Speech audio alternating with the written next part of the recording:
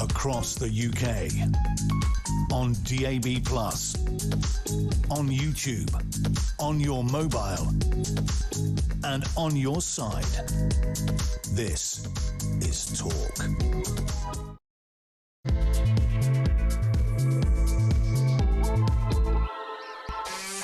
There you are. Good afternoon and welcome to Drive Time right here on Talk. I'm Kevin O'Sullivan and I will be your host for 3 supercharged hours of news, views and topical debate all the way to 7 o'clock.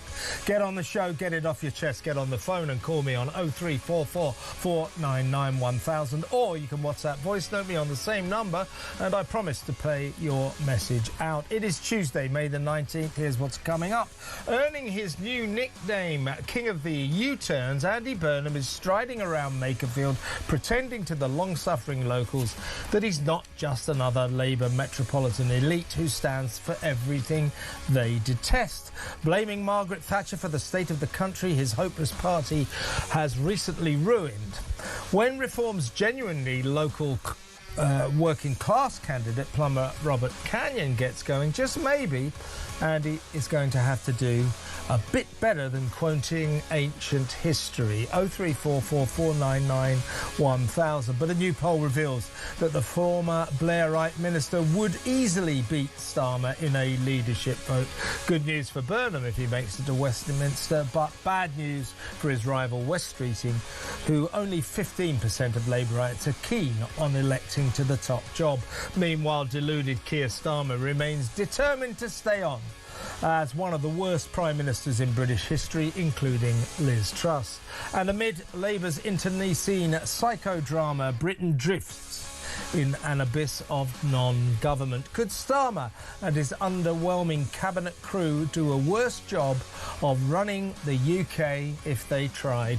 0344 499 1000. Also on today's action-packed show, reality TV is on trial after shock allegations by 3 women who featured on Channel 4's exploitative dross Married at First Sight that the instant husbands they were foisted with raped and sexually assaulted them. Inevitably, furrow-bowed tele-executives will drone on about duty of care and psychological support. But as the global suicide tally of reality TV contestants continues to rise, are we really happy to sacrifice traumatised victims on the altar of prurient gladiatorial mass entertainment? 0344 499 1000. All that and a whole lot more, so don't go anywhere. Stick with me right here, right now on Talk, the home of free speech and common sense. Let's spend Tuesday afternoon together. And in the studio, my first guest, very pleased to welcome her here, is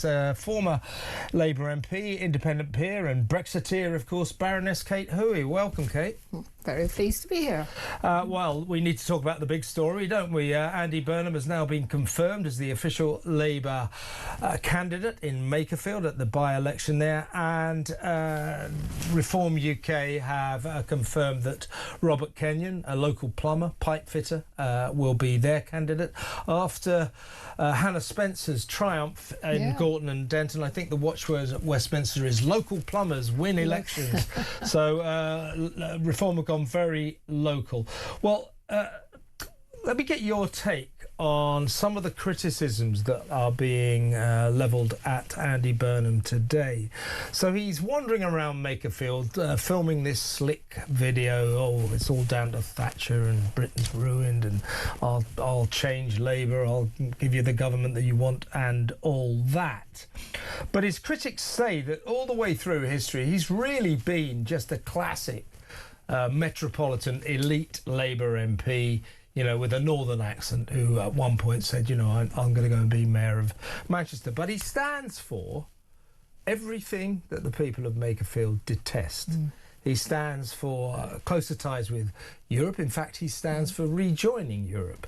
He stands for getting easier on the migrant crisis, not tougher. And he stands for the continuation of Ed Miliband's hated net zero policies, which the people of Makerfield, like the rest of us, don't really appreciate, having to pay the highest energy bills in the entire Western world. Now, Burnham's task is going to have to be to disguise what he really thinks. And if I know the British people, they'll see through that. Well, I think we have to start by recognising that part of the problem with Keir Starmer was that he actually was always changing his mind and things and U-turning. Now, I know Andy, pretty well, because when I was sports minister, he was one of the advisors in the department, and he's very personable, and I like him, but I think you're quite right. He is not he's not actually, in his whole background, anything like what he's trying to sort of present himself as, because he has never really had what I would call a real job. He has gone from being, university, all of that, into politics in a small way by being advisor, then become an MP, then becoming the mayor of Manchester, and now wanting to come back. So he's a lot to kind of overcome, because the people of Macclesfield, I don't know Macclesfield, I have to admit, but Makerfield. Oh well, I see. I know this because last week I kept saying Macclesfield, and I asked the people of Macclesfield to ring in, and we got all these calls from Macclesfield. It's Makerfield. I will always say Makerfield. The people of Makerfield must feel that they're being kind of put on a bit. They had an MP 2 years ago. They elected. They thought they would be there until the next election. He's now decided to stand down. Not because he particularly is caring about the people of Makerfield, but simply because he wants to get Andy Burnham into Parliament so that Andy Burnham can stand for Prime Minister. Now, I'm not sure if ordinary working class, decent people will think that that's a very good, positive reason to be coming out to vote for Andy Burnham. And I think Reform have been quite sensible. There was a worry that they would choose someone, not there's anything wrong with Matt Goodwin, who stood in the last by-election, but he was seen as a very kind of southern intellectual, southerly, a southern professor, intellectual. Yeah. He was very, very, and he got beaten by a local plumber. Exactly. And I think I was talking to one or two Reform people when the by-election was called, and said, I hope you're going to choose somebody local. And they said, absolutely, we're really looking at this. So I don't know Mr. Kenyon, but he sounds like just the kind of person that could beat Andy Burnham. And we have to remember also, and I think people forget, that the Labour government was never particularly popular. It got in because the Tories were so unpopular, and people were just voting to get rid of the Tories. They got a very, very small national vote in comparison to even what Jeremy Corbyn got. So it's going to be a very, very tough race for Andy Burnham, and if I was a betting person, which I'm not, I would think that Reform will win. Yeah, me too. I'm not a gambler, but I wouldn't mind putting a tenner on Robert Kenyon. Farage knows how to run a campaign. And as he said, they're going to throw everything at that because... and I don't think the Greens are going to do an awful lot, but they will take some Labour votes, I imagine, if they stand. I'm not sure what the Tories plan to do, but either way, I think Reform UK are going to be a hell of an opponent for Burnham, so he may fall at the first hurdle. I think Kemi Benlock felt they have to put up a candidate, but of course you can put up a candidate and then do absolutely nothing, and that may well be what the Conservatives do, because it's not in their interests for Andy Burnham to be elected. What about this shape-shifting image that Burnham has? In the past few days, he wrote a book 2 years ago saying how important it was for Britain to rejoin the EU. Now he's making speeches all of a sudden after West Streeting laid down the gauntlet by saying, I want to rejoin. So Burnham takes to the podium yesterday, said, no, now is not the time to run that argument. Kept using the phrase right now. Oh, yeah. No, Andy Burnham is a strong supporter of the European Union. Yeah. He'll be a rejoiner. He was a Remainer, he'll be a rejoiner.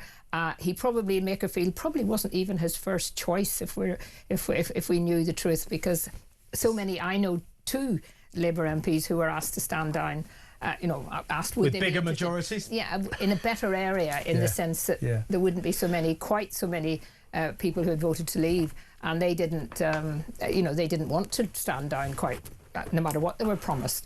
And he's going to find himself out-localed by Robert Kenyon, who's genuinely from Makerfield. There is a geographical dynamic up there that many of us Southerners don't understand.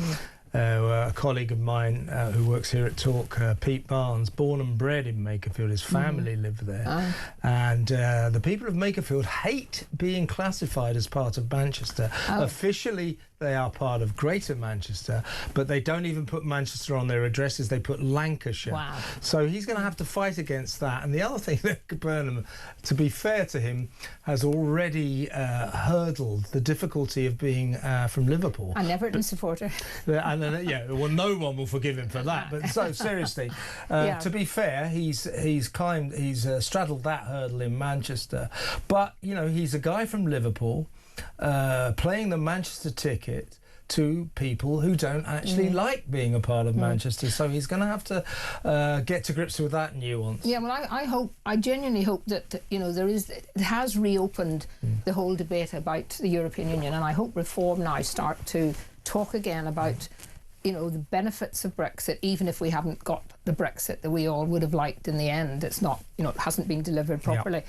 And I think that will then start to put quite a lot of pressure on Andy Burnham from local people who, you know, voted to take back control and are now being told by Keir Starmer, even without rejoining, that they want to actually give up quite a lot of control back to the EU and pay money. Yeah, but they also Starmer and his crew say, well, if we had the referendum tomorrow, 60% of Brits would vote to get back into Europe. They're just plucking that figure out of the ether. It's complete nonsense. Yeah. And you know, but I think it's a kind of message to all of us, and I actually was at a Brexit conference today. It's a message to all of us that, you know, those of us who were strong Brexiteers and were pleased that we left, but know that it hasn't been delivered, now have to actually get back, get organised and realise that they have not given up. We had to wait 44 years from the first time we voted to join in.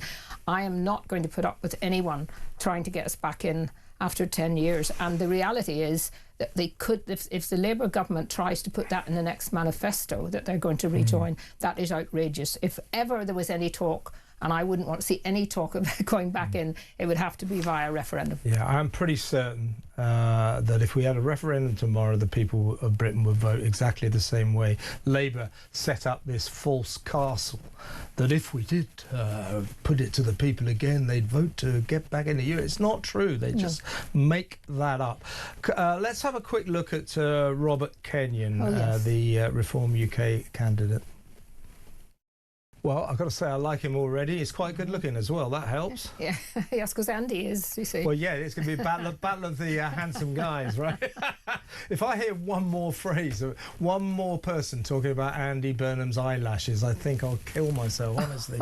I mean, you know, I'm here to tell you, you know, you can be very good looking when you're young, but it tends to fade, you know, so he's not quite I think you've still got your look. Thank you very much, Kate. That's why I got you in here. Quick word from you about Labour and how, you know, as this psychodrama unfolds before our appalled eyes, you've got obviously Andy Burnham up there playing the game. You've got Keir Starmer weirdly refusing to budge. You've got West Streeting waiting in the wings very strongly. You've got Shabana Mahmood. You've got Ed Miliband. And amid all of this, Britain is not getting governed. It's your former party. It is impossible, in my view, to overstate how much Starmer and his cabinet are letting this country down. Absolutely. And there was, you know, a feeling that there was going to be a long period of stability, 5 years with a majority of 170, you know, what could possibly go wrong? And it is absolutely shocking that we've ended up now in a situation where the country is bound to be now being affected by this in terms of even just how the city's behaving, the bond market, all of those things. And those were the things that, you know, Labour made such a fuss and anger about the way Liz Truss had behaved. And now we've got that again. And, you know, I just cannot understand those 170-odd Labour MPs representing many of them areas that are genuinely not seeing any benefits from a Labour government. Not speaking out, not doing something much earlier. I mean, we've had a year when people knew that Keir Starmer was not up to the job. He just is not up to the job. He's not. He hasn't got a feel for it. That's right. He hasn't got a feel for being able to work with people, to understand.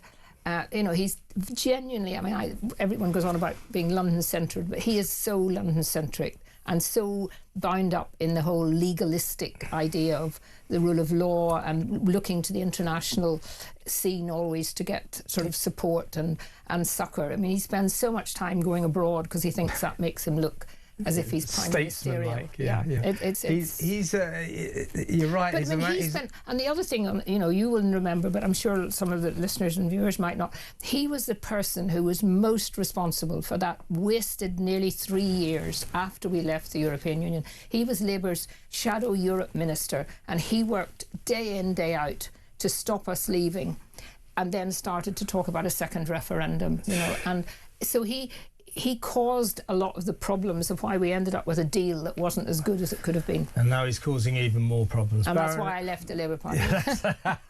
Baroness Kate Hoey, thank you so much for coming in. Excellent stuff. That's Baroness Kate Hoey, independent peer and Brexiteer, former Labour MP, a very fine warrior in the battle for this country. Next up, we're going to talk about Married at First Sight with the chairwoman of the Culture, Media and Sport Committee, Dame Caroline Dinenage. Get her take on these extraordinary revelations by the BBC that 3 women who took part in that programme, that reality TV show, say that the husbands who were foisted upon them raped or sexually abused them. It's very, very serious. I don't think we'll ever see that show again. But it also brings into sharp focus the problem of reality TV generally. It's gladiatorial. They take people and they put them into situations purely to entertain us. They get traumatised. The suicide tally around the world is more than 40. We've got to think about this, folks. We'll talk about that next. Stay tuned.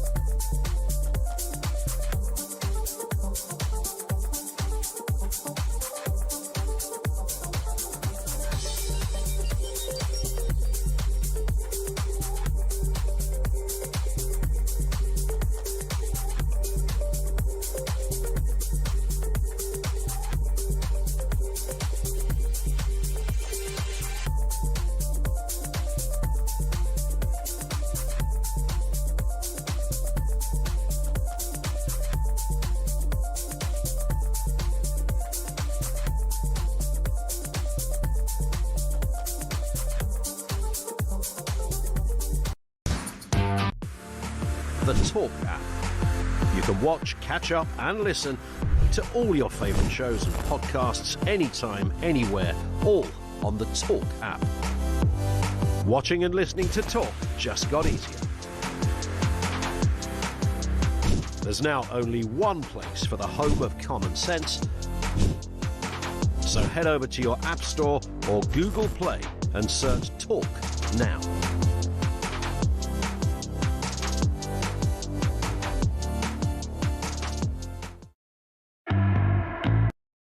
Across the UK, on DAB+, on YouTube, on your mobile, and on your side.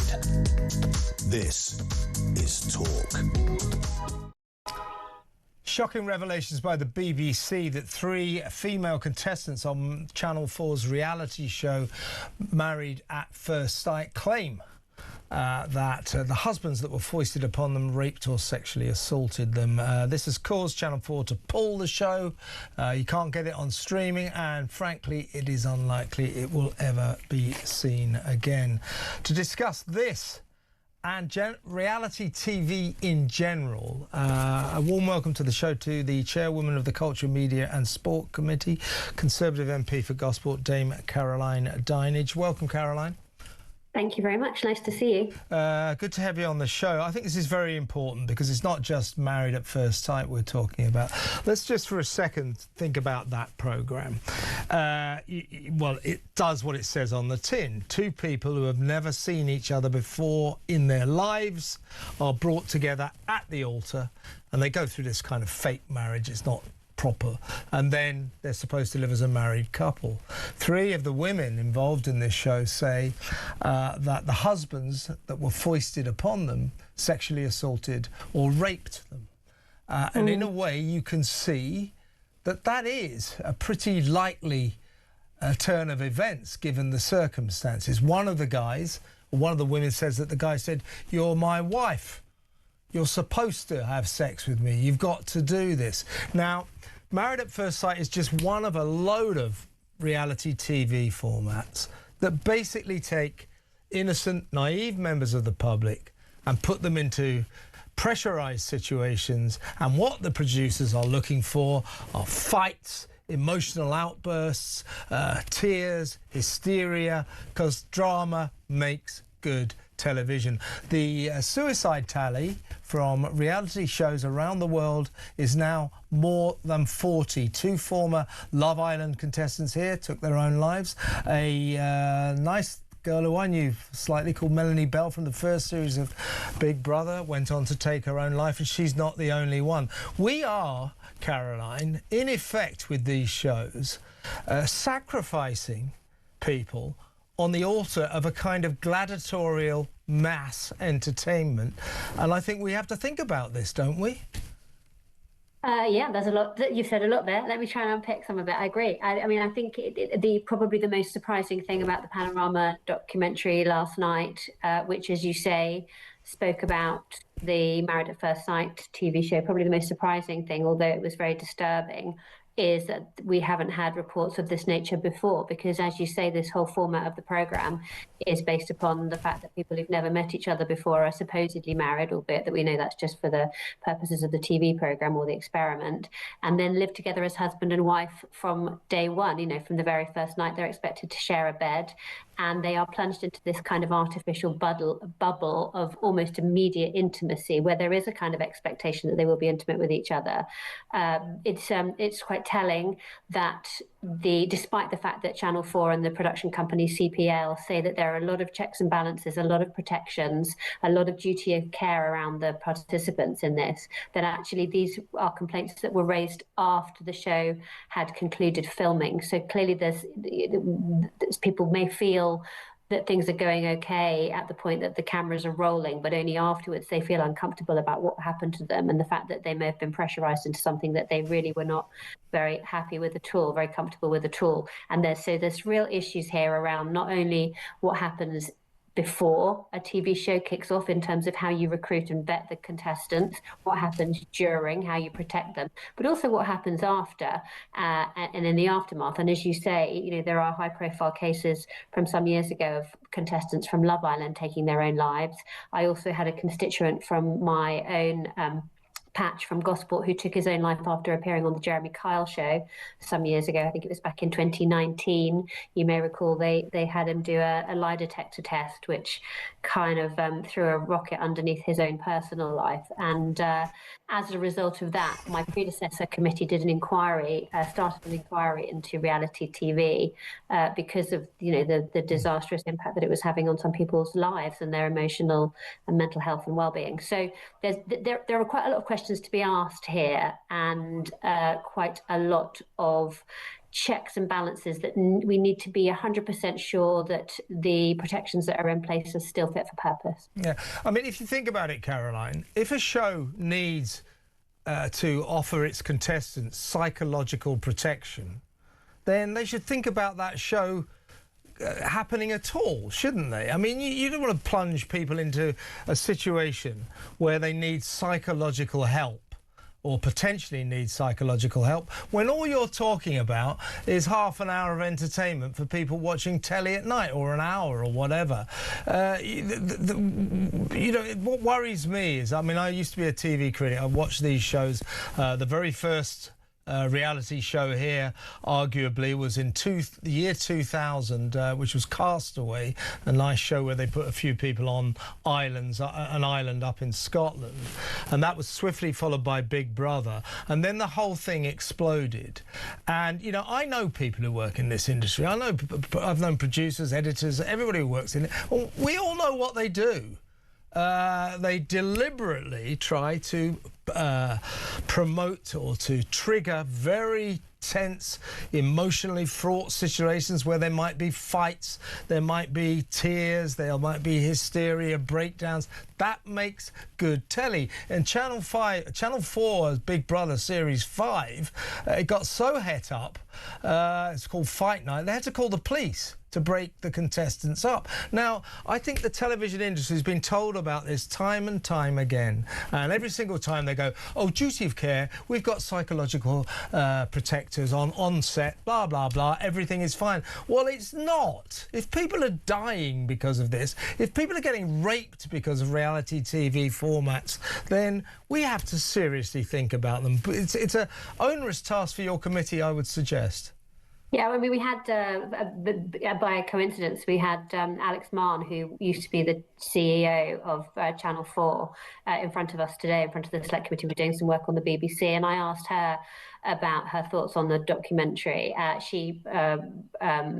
which was on last night. She was very concerned about it. And the new CEO, Priya Dogra, has already announced an external review into contributor welfare, looking back over previous series of Married at First Sight, and that's going to be led by an external law firm. But also she's asked an industry expert, a lady called Lorraine Hegarty, who used to be an ex-BBC controller, to come in and have a look at some of the current protocols to make sure that they're fit for purpose. But you're right in the sense that, I mean, no one's forced to go on this programme, and people clearly love watching it. And the viewing figures of Married at First Sight are around about 3 million, which is very high. That's good, in the modern world of depleting viewing figures. But it does feel, and it doesn't feel quite so high-pressured an environment as something like Love Island, where you there's almost an expectation that things are going to kick off right from day one. But nevertheless, there is almost an expectation of intimacy amongst the contestants, etc. And within the kind of very high intensity bubble of being on a TV show in and of itself, it does feel like the recipe for people ending up doing things that they don't feel comfortable with, particularly not in the cold light of day when the cameras finish rolling. So there is certainly a job of work to be done. There's also a role for Ofcom here. Ofcom are the regulator of the TV industry, and they're appearing in front of the Science and Technology Select Committee tomorrow. I'm going to be making a guest appearance from the DCMS Select Committee myself, and so questions will be asked of Ofcom about what they're doing to make sure that these protections are in place and the duty of care is as robust as it can be. One last question. I'm not going to ask you this as a question because I know you're busy. I know you've got to go, but I want to make this point. Alex Mann and the other executives at Channel 4 might want to think about a current reality show that they've got on called Virgin Island, where they take like 10 people who've never had sex, and through 6 episodes they have sexual fantasy week, nudity week, and then in the final episode you can see them all having sex. I think Channel 4 ought to think about that as well. This is prurient stuff, Caroline. It really, really is. Yeah. So, dangerous stuff, and as I said at the top of this, it's almost surprising that a TV show that is based upon, you know, the premise that this one is, that Married at First Sight is, we haven't had more complaints of this nature before. You know, I guess that's a credit to the duty of care that they have in place to this point, but clearly more needs to be done. Caroline, I know you're busy and I really appreciate you finding the time to talk to us. Thank you so much. Dame Caroline Dinenage, MP, Tory MP for Gosport, chairwoman of the Culture, Media and Sport Committee. She's right, we've got a problem, I think. As I just said, you know, while Channel 4's going, oh, lots of duty of care and psychological help on Married at First Sight. It's just come to an end as a 6-part series. It's the second series.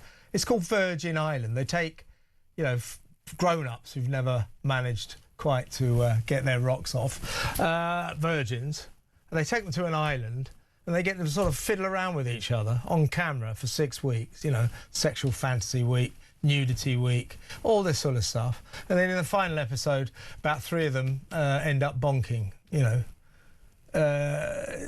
That's the series. You know, and people have a go at the newspaper industry. This is what's going on television. That Married at First Sight is a clear format that was always going to lead to this problem. One of these guys who allegedly raped one of the females on the show said, "You're my wife, you're supposed to give me sex." Bound to happen, wasn't it? And then Virgin Island. What the hell? That is just prurient claptrap, isn't it? Exploiting those people. People they go, oh, they're grown adults. No, that doesn't wash. They're lured into it by producers who say, oh, you'd be on television, you'd be famous. And they'll go, oh, I like the idea of that. And then they are exploited, they are utilised, they are humiliated until, hey, it's the last episode of Virgin Island. Watch them all have sex on camera. It's inspirational, isn't it? What do you think about reality TV, folks? 0344 499 1000. Next up, we're going to talk about the problems down in Bournemouth. Big problems with their migrant population. 0.6% of the population of Bournemouth are now migrants, asylum seekers in 3 big hotels. They're responsible for 40% of recent sex crime cases, either charges or prosecutions. 40%. Something wrong there, isn't there? We'll talk about that next. Stay tuned.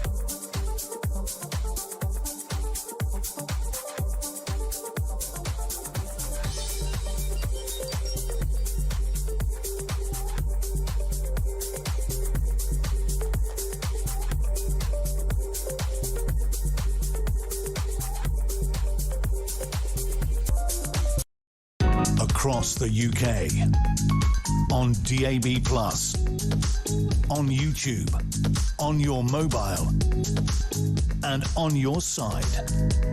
This is Talk. Welcome back. Now, down in Bournemouth, that once genteel South Coast resort, it was literally the epitome of the upmarket, genteel full of decorum, South Coast, very reserved, very conservative with a small C. Well, in the past few years, they've got 3 of their big hotels have been turned into asylum seeker hotels. And as a result, in Bournemouth, migrants make up 0.6% of the entire population. But data from last August reveals that in the list of defendants awaiting prosecution for sex offences, a staggering 40% were migrants. You see what I'm coming from? Now, this disproportionate statistic has been brought into worryingly sharp focus by the conviction of a Syrian refugee called Mohammed Abdullah, who has just been found guilty of rape and assault by penetration after forcing his teenage victim, she was only 19, into a portable toilet by Bournemouth Beach. He locked the door and then raped her. He awaits sentence. But this is more of a nightmare for Bournemouth because they have so many migrants living there now, and these migrants are clearly committing a massively disproportionate amount of sex offences. Let's talk to former Met Police Detective Peter Blexley. Peter, the people of Bournemouth, as I said, you all know this, a once genteel South Coast resort, are living a nightmare because of this. They've got 3 huge migrant hotels, asylum seeker hotels, to the extent that now migrants make up 0.6% of the population, but these are statistics from last August, but then a staggering 40% of the defendants awaiting prosecution for sex offences were asylum seekers, migrants. 0.6% of the population responsible for 40% of the alleged sex offences. And now a new one, this guy Mohammed Abdullah, found guilty of rape and assault after forcing a teenage victim into a portaloo by Bournemouth Beach, locking the door and then raping her. I pity the poor people of Bournemouth. I mean, we have this gives proof to the suspicion, to the fear, Peter, that we in Britain have imported a sex crime epidemic. Yes, tragically, we have.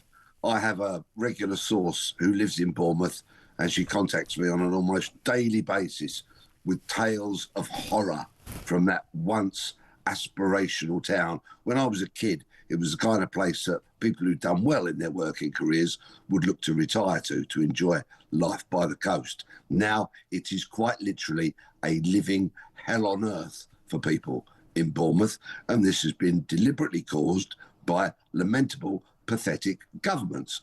And what does it really tell us? I tell you what it tells us.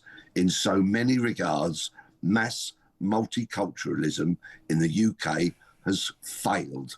Not only has it failed through this plague of rapists, murderers that have been allowed to wash up on British shores. Look at all the news headlines yesterday about high streets, vape shops, nail bars, corner shops, all being barber shops, all being used as fronts for illegal activity, be that people smuggling, money laundering, and worse.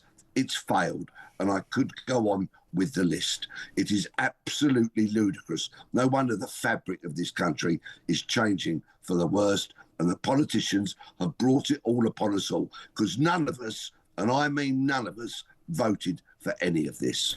Also, it's astonishing the way Bournemouth has been treated. As you say, as we both agree, as everybody knows, once it was almost dauntingly posh, Bournemouth. It was a very upscale kind of a place, very genteel, the epitome of a sort of coastal, conservative, beautiful town, seaside town. But what you, as a former copper, try to explain the effect of what happens if you suddenly take a town like Bournemouth and you impose, I think it's about 600, 700, might even be more, young foreign men of sexually active age.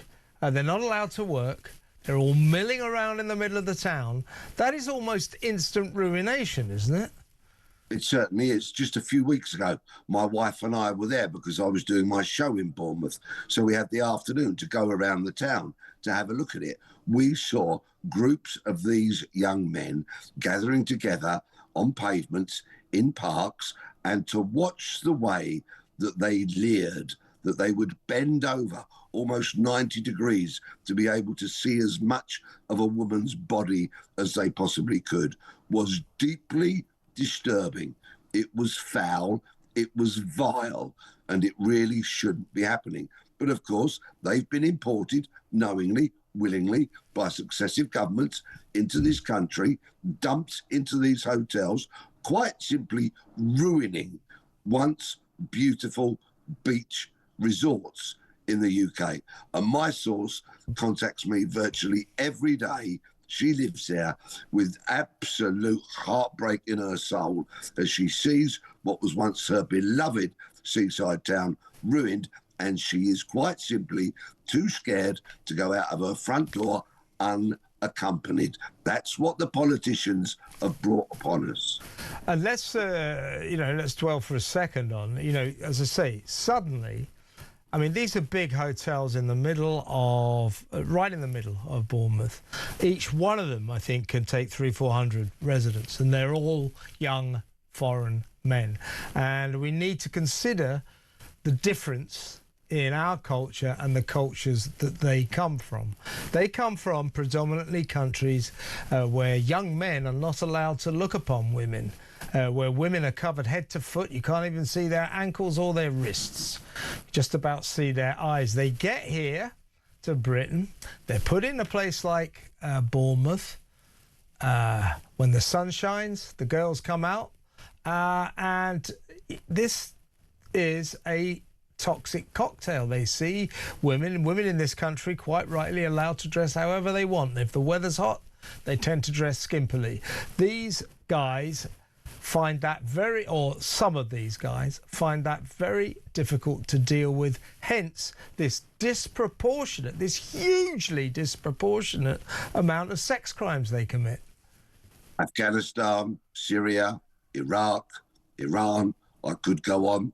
Largely, in my opinion, backward nations that have a backward culture and a faith from Middle Ages whereby women have barely any freedoms whatsoever. So yes, as you pointed out, they are covered often from head to foot. And these young men that break their way into this country are then behave like utter savages because they cannot believe what they're seeing, and they are manifestly unable to control their urges. These people should not be in this country. These people need rounding up and deporting from this country. And I'll tell you one even more depressing aspect of this case. When Abdullah is sentenced in July, I can guarantee that the sentence won't be anywhere near the length that it should be. And my thoughts remain with that young, traumatised teenage woman whose life has quite simply been ruined by a monster that should never have been in this country. And I'm glad you brought her up. She's a brave young woman because she mustered the courage to go and report this. She didn't have to do that, and for that we should salute her. But what an ordeal for her. Life has been ruined. That's the point, isn't it? This guy, Abdullah, will get, if we're lucky, 5 years. And he'll probably be out in 2.5. That woman has just received, a young girl, she's only 19, has just received a life sentence. That's the problem, isn't it? And it will affect her life for her entire life. Her intimate life, her ability to have relationships, all of that, I'm sure, will be deeply, deeply impacted by this vile monster who cannot control his savage urges. Yes, I'm sure the sentence will be pathetically lenient. I will look with interest to see whether he is recommended for deportation at the end of it. If he is, I'm sure that some sharp-suited human rights lawyer will jump on the case and try and make a claim for him to stay in the UK. We're destroying our own nation, and we're doing it with our eyes wide open. This is one of a very long piece of string of offences from Bournemouth, and it's happening elsewhere. Our women are being raped and murdered. Our high streets are being turned into entire crime dens, and our politicians are doing woefully inadequate steps to try and deal with it all. We need a government that is going to stand up and be strong and say we need, in order to protect British culture, British values, yes, and that does include tolerance, and we have happily had many people assimilate over the decades into our society, but there are too many here who have not come here to assimilate. They have come here because it's give away Great Britain and they carry out their crimes. They need to be rounded up and removed, and we desperately need a government that's going to do that. Yeah, we're going to stop this madness. It really is insane, Peter. Peter, excellent to have you on the show. Thank you very much. Peter Blexley there, former Met Police Detective. Poor Bournemouth. Bournemouth is really carrying the brunt of this.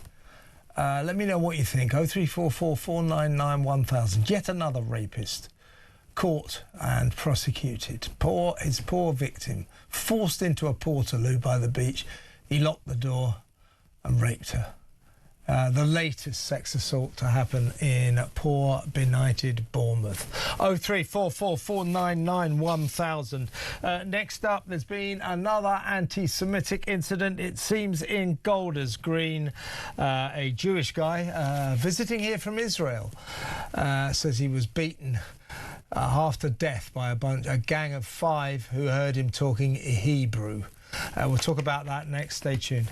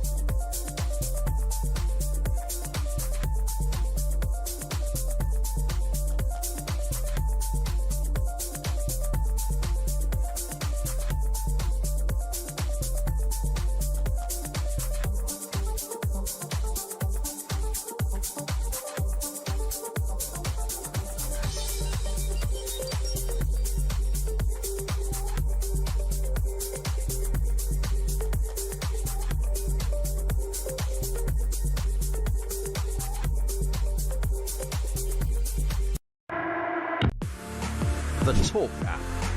You can watch, catch up and listen to all your favourite shows and podcasts anytime, anywhere, all on the Talk app. Watching and listening to Talk just got easier. There's now only one place for the home of common sense. So head over to your App Store or Google Play and search Talk now.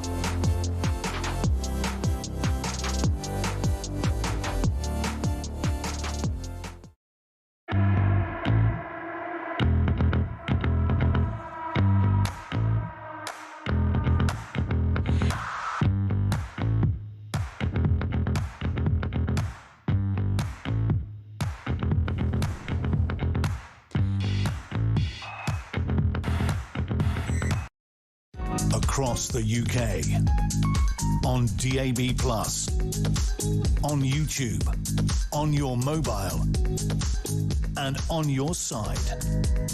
This is Talk.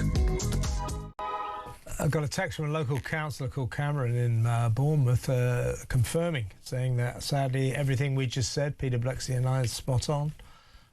sexual assaults, drug dealing, general intimidating behaviour. He says the town is turning into a nightmare. We'll see if we can get Cameron on. But poor Bournemouth. What happened to Bournemouth? Right, let's move on. A young Jewish guy, 22-year-old, who was visiting Britain from Israel, went up to Golders Green and got his head kicked in. He was on the phone talking to a friend in Hebrew. Gang of 5 approached him and, as he said, kicked me like an animal and did not stop. They were shouting, "Are you Jewish?" I was thinking they could kill me. This is Golders Green, where, was it 2 weeks ago, 2 Jewish men were stabbed by a Muslim maniac. And also where, of course, there was the firebombing of the ambulances. I'm afraid anti-Semitic incidents in Golders Green, near where I live in North London, it's a very Jewish area, are becoming commonplace. And this is the latest. This is being treated as a serious anti-Semitic incident by the police. Let's talk to Marie van der Zijl. She's a past president of the Board of Deputies of British Jews. Welcome, Marie. Thank you. Golders Green, I mean, it seems, I mean, I know it very well. I live very close to there, down there all the time. Golders Green seems to be a place where anti-Semites are going to attack Jews. And this latest attack, this is a young Jewish guy visiting from London. He said he was kicked like an animal by this group because they heard him on his phone speaking Hebrew. You know, we're told the police, oh, with lots more money, we're going to police this area much more severely. Well, get going. They've got to do something. Golders Green is becoming ground zero in Britain's exploding anti-Semitism problem, don't you think? Absolutely. This was a vile, cowardly anti-Semitic attack. It's an area for families, for people, as you say, also for many people just down the road, a really ordinary area. I can't tell you how frightening it is to be Jewish right now, to feel that sort of alarm. It's gone beyond rhetoric. This is violence, but you know, this is Britain. We've just heard about Bournemouth. This is Golders Green. It is unimaginable, and money alone and policing is not going to solve this problem.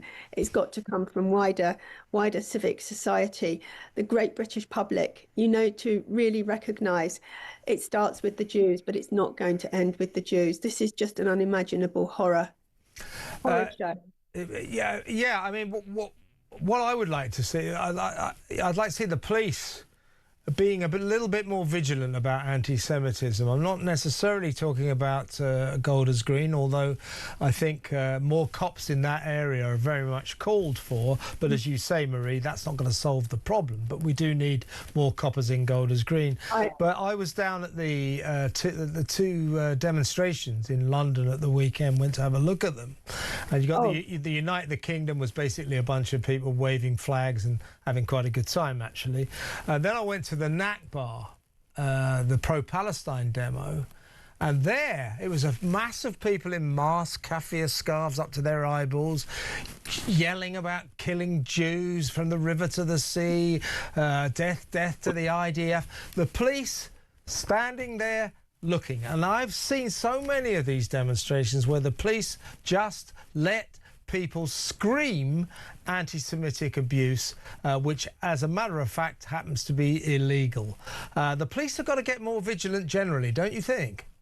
I do. Look, there are more police on the streets, but clearly not enough. And you can't just live by being policed. But I've now said for some time that these demonstrations should be halted, at least for a period of 6 months. Look, I respect the right to freedom of speech, but these demonstrations are just breeding hate, breeding anti-Semitism, breeding racism. We all deserve a break from this, and the public have got to take responsibility for it.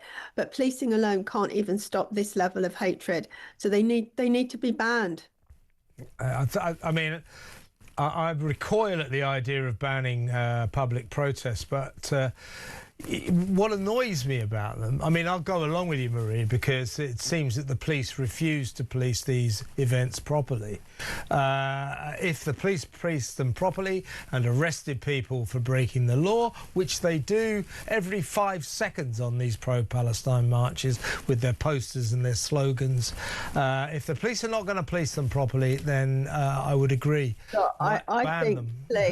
The police have definitely done more, but there's only so much they can do. There are so many people on these vile marches. So I do think the police have stepped up, but it just isn't enough. And something's got to give here. I wouldn't have said probably before a couple of months ago about banning these marches. I know the Public Order Act in 1986 wasn't designed for bringing London to a standstill, but times have changed, and these marches are just breeding hatred, breeding racism. So I think somebody needs to be able to grasp this, and we need the legislation to proscribe the IRGC to go through really, really quickly. We need a series of very strong measures. The government have done a recent anti-Semitism conference, which was very welcomed. They have given extra money for security, but security, as we've said, is not going to be enough. There has to be more. I don't have much time left, Marie, but do you really feel that this Labour government's heart is in tackling anti-Semitism? We're talking about the Prime Minister who last September rewarded Hamas for October the 7th by recognising Palestine, a country that doesn't even exist. A lot of people are very angry with those decisions, but he worked hard, the Prime Minister, to get anti-Semitism out of the Labour Party. But anti-Semitism is now normalised in wider society, and measures and stronger measures. It's not just the government's fault at all. It's wider society. But those measures, many would say, have not helped the situation, contributed. But it's the world over, unfortunately. Any conflict in the Middle East means an immediate surge in anti-Semitism. Yeah, which is incredibly baffling to me. I still, for the life of me, can't understand why October the 7th resulted in this country in an explosion of Jew hate. I just don't Within understand. 3 days, October the 10th was the biggest explosion of anti-Semitism, even before Israel responded. It's extraordinary, Marie. It's extraordinary. Something's got to be done. Really appreciate you coming on to the show. Marie van der Zyl there, past president of the Board of Deputies of British Jews. Another anti-Semitic incident in Golders Green. A young Jewish man beaten after death by a gang of 5 people who heard him talking Hebrew on his phone. Police are treating it as a fully fledged anti-Semitic attack. Your thoughts? 0344 499 1000. When we come back, we're going to go through some of the big stories of the day with the excellent senior fellow at the New Culture Forum, Philip Kisley. You do not want to miss that. Stick around, folks.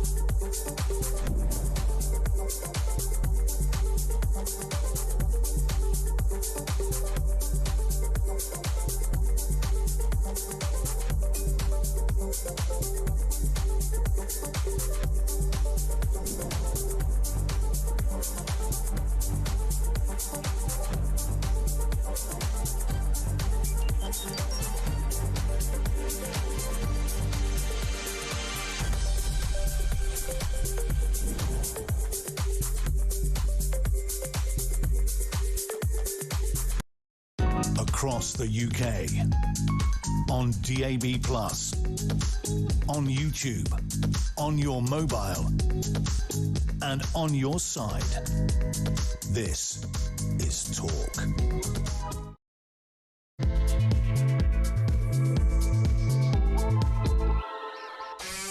As promised before the news, here he is, Senior Fellow at the New Culture Forum, Philip Kisley. Hi, Philip. Hi, Kev. It's great to see you. Always a pleasure, mate. Now, let's talk about the official duelling contestants in Makerfield. Labour have confirmed now Andy Burnham will be their candidate, and Reform have confirmed that local plumber Robert Kenyon will be their candidate. Let's have a look at the videos both men have been putting out. First of all, here's Andy Burnham delivering an ancient history lesson about Margaret Thatcher. It was growing up in and around these streets that I saw what Thatcher's government did to places like this, the deindustrialisation, the draining away of economic, social and political power. It left places like Makerfield behind, and Britain has been on that path for the last 40 years. He didn't grow up anywhere near there. He grew up in Liverpool for a kick-off. Here's a man who genuinely grew up in Makerfield, Robert Kenyon, the Reform UK candidate. They might know the... So, the first thing that's going to happen here, Philip, is that Andy Burnham's bid to pay the local card is going to flop, because he's not really local. By the way, the people of Makerfield, they go, oh, well, he's the mayor of Manchester, he's done such a fantastic job. That's dubious for a kick-off. You know, maybe a passable job, a little bit better of a job of running Manchester than Keir Starmer has made of running the country. But the people of Makerfield, they hate being called Manx. They don't consider themselves to be a part of Greater Manchester, even though technically they are. Apparently, they don't put Greater Manchester on their addresses. They put Lancashire. They don't like it. And they won't like being taken for granted by a guy, Andy Burnham, who's using them as a chess piece in his game to get to Westminster. I think he is going to be out-localed by Robert Kenyon. I think he is, Kev. I mean, first of all, his comments about Margaret Thatcher are just absolutely nonsense. I grew up in Bury, which is in Greater Manchester, and Margaret Thatcher was very much liked in Greater Manchester. People bought their own properties for the first time. They could buy shares for the first time. Remember British Telecom? She gave people a sense of autonomy. She gave people a sense of future and growth. So that is just a load of nonsense. He doesn't know what he's talking about. In terms of Greater Manchester and what Andy Burnham has given to Greater Manchester, well, it's very, very little. It's stagnation. And crucially, he has done nothing about the grooming gangs, which is the story of Oldham, Rochdale and Bolton and places like that. And as we know, in the election, when was it? Just last week, the week before, the local elections, Labour have been decimated. The centre is green. The rest of it is Reform. And there are just one or two independents, very worrying independents, scattered about. So I don't think Andy Burnham can say anything. Now, getting on to this guy, Robert Kenyon, he seems to be absolutely what that area wants. He's self-employed. He's a plumber. He's got links to the army. He's got links to the NHS, for God's sake. Really important, that, because what he can do, he can reconfigure that notion which Labour have always stolen and misrepresented, the notion of community and the notion of kind of people getting on together and building their own community. I think he's really important in that way, because he represents all of that in a proper way. And Andy Burnham, of course, it wasn't so long ago, Kev, he was talking about rejoining the EU and bumping up taxes. You know, those were his principles. And if you don't like them, like he's got others. He's got plenty of others. That's exactly it, Philip. This guy is now hiding, his true beliefs behind a bushel. This guy, Burnham, he wants to rejoin the EU. He wants to go easier on the migrants. He wants to let more in. And he wants to double down on Ed Miliband's net zero madness, which has given the good people of Makerfield and the rest of us the highest energy bills in the world.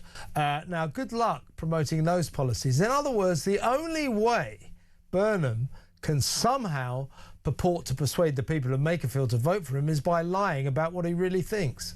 Yeah, absolutely. And that's precisely what he's doing. You can't put it in any other way. There's no way to describe what he is other than by saying he's shallow, vacuous, a hollow little man who just cares about ambition and getting to number 10. And Makerfield is just a stepping stone. He couldn't give a toss about that place. He really couldn't. You can tell. And it's all fabricated, it's all false, it's all PR, it's all press. I mean, I'm sick to death of seeing the man jogging badly in a pair of shorts and an old football top, because he's clearly not used to doing that. And yeah, you know he's doing it well. for the cameras. Well, as we saw, his car was just parked round the corner, you know, and people know this. People are savvy. People are media savvy now. My God, they are. They know this. Look at the state of that. The guy's never been jogging in his life. I know. I used to run 50 miles a week. He really hasn't. So it's this kind of... Well, put it this way, Philip. By the look of him, if he is a jogger, he ought to start jogging a lot more, because he's doing it wrong. He's from the Boris Johnson school of jogging. Even though he jogs and jogs and jogs, let's put it this way: he's pretty generously proportioned, isn't he? He could do with a lot more jogging. This is jogging for the camera. Why do you think it is? We're going to do this piece, this story a little later in the show. But why do these idiots in politics think that somehow or other, if they're seen jogging, it will get them elected? It will get people to like them. Why do they think that? I don't know what it is. Maybe it's because they think, oh, well, I'm fit, I'm healthy, dynamic, I'm going forward, I'm running forward, and I'm going to take you forward with me. It's all of this kind of subliminal thinking that they think we're doing, and we're not. We're just thinking, look at him there with his little white chicken legs and pot belly. Doesn't he look chicken legs? I think they're not. They're more like sort of bear legs. They're pretty fat legs, basically. They're pretty fat. They're pretty. I'll give you that one. Yeah, and here's the thing: we mustn't dwell too much on the jogging side of things, but he is doing this for the damn cameras, as you say. The other week, he was filmed jogging, and 10 minutes later, was filmed in his car driving back from where he'd been filmed jogging, and you see him there. That was the day after he came out with his little micro shorts, and everybody said, they make your legs look really fat, they're really unflattering. So the next day he comes out with knee-length shorts. He's doing this crap for the cameras. It is unbelievable, and if he carries on like that, that'll lose him Makerfield as sure as night follows day. Let me ask you about this. This is a little snapshot of Britain's ongoing madness. A Malaysian, British-based Malaysian-born hotel manager has succeeded in her discrimination case. She took her employers to the industrial tribunal to say they discriminated against her in the workplace because of her heritage. Her name is Erin Ong, and she's won this case, even though she has no right to live in this country, has no right to be employed in this country, and the job she was suing about going to the industrial tribunal about, she had no right to have, and yet she's won the case. How about this? That as soon as she steps into the dock, say, hang on, we found out you're illegal. You shouldn't have had this job. You shouldn't be in the country. We've got a plane waiting. You're going to be deported. How about that? This is mad.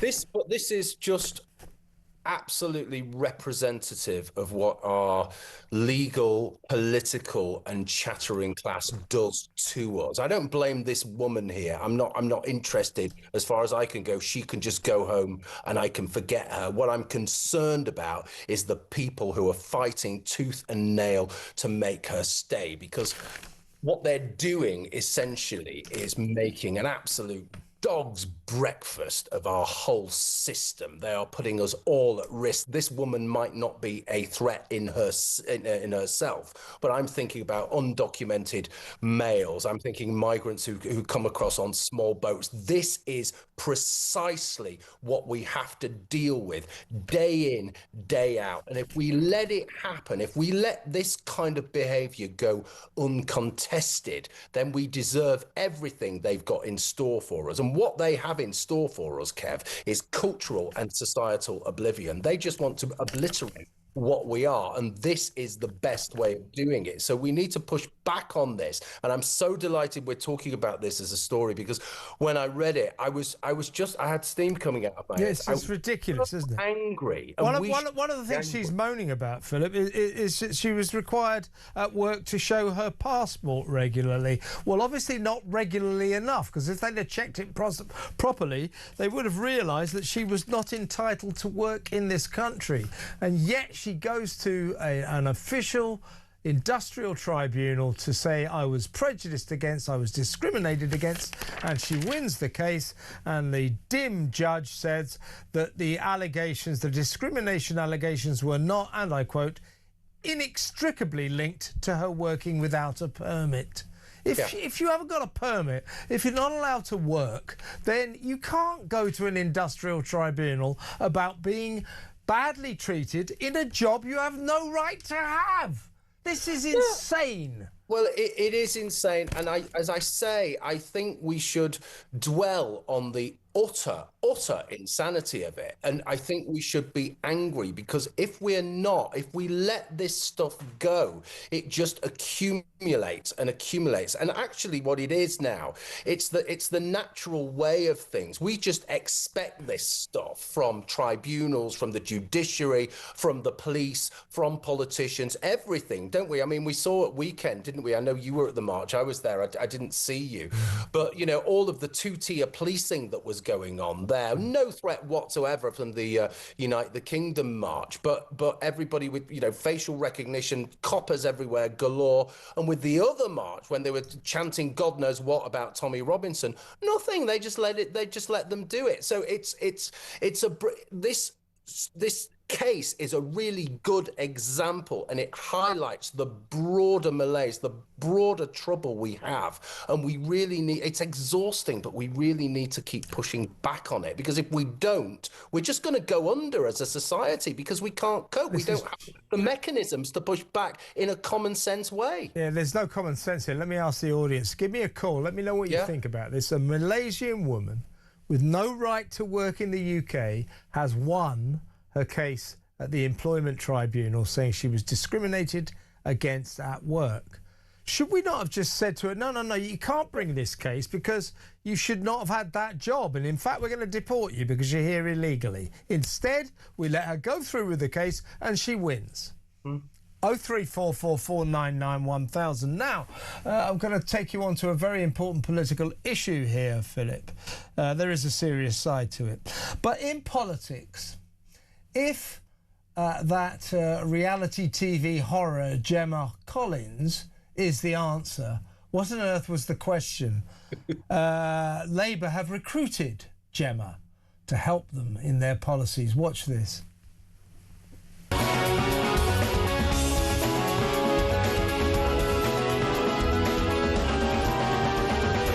Right, what are we doing to help the children? Come in, let's have a chat. Gemma Collins, that's who Labour think the public really love. They think the public love her. Therefore, we'll get Gemma in, and then we'll put Bridget Phillipson, the Education Secretary, or the, what is she, the Safeguarding Secretary as well, the Equality Secretary, with Gemma Collins. And that way, everybody will love us and love our policies. Another indication that this bunch of idiots trying to run this country are hideously out of touch.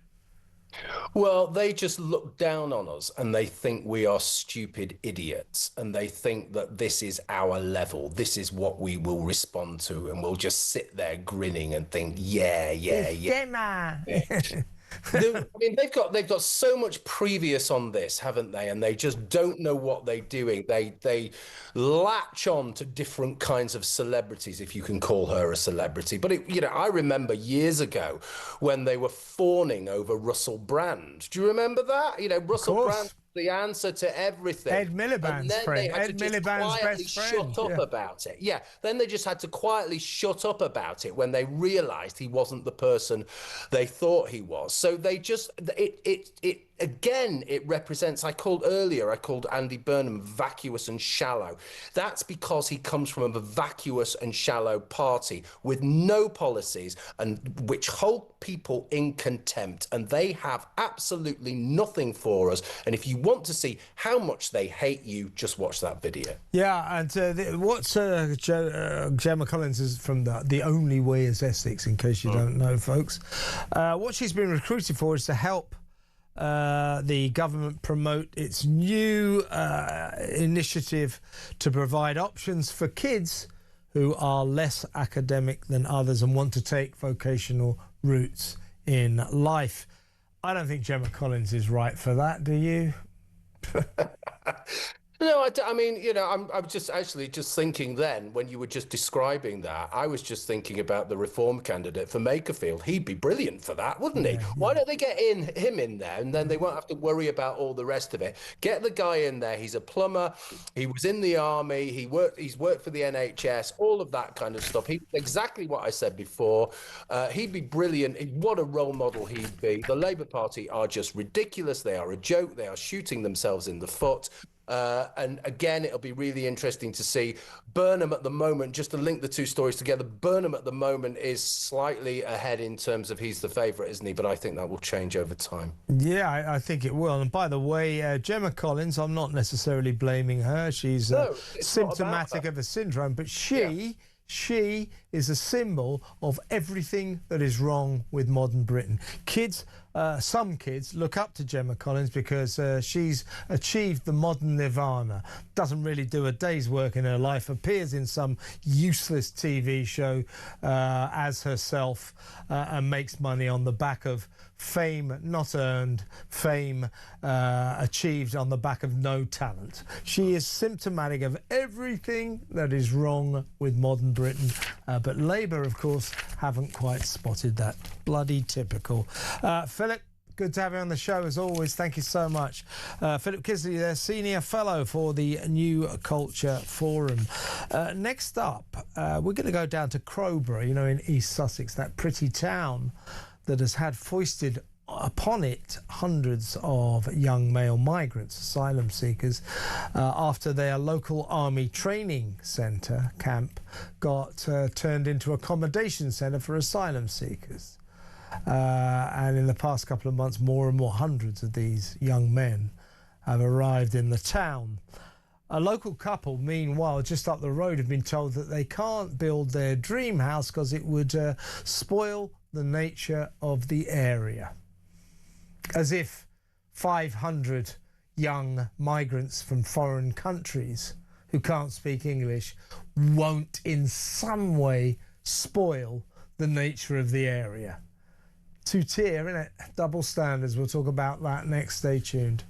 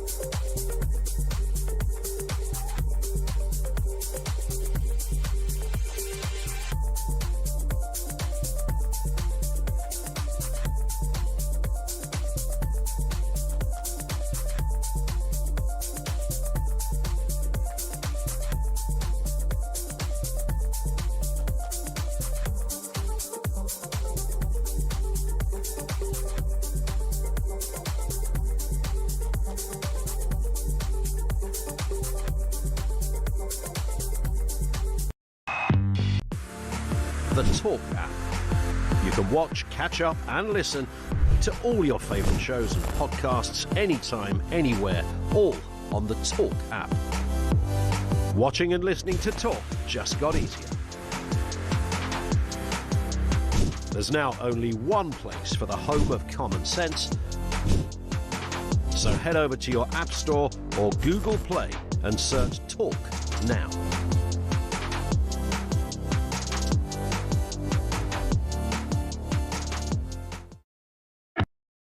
Across the UK, on DAB+, on YouTube, on your mobile, and on your side.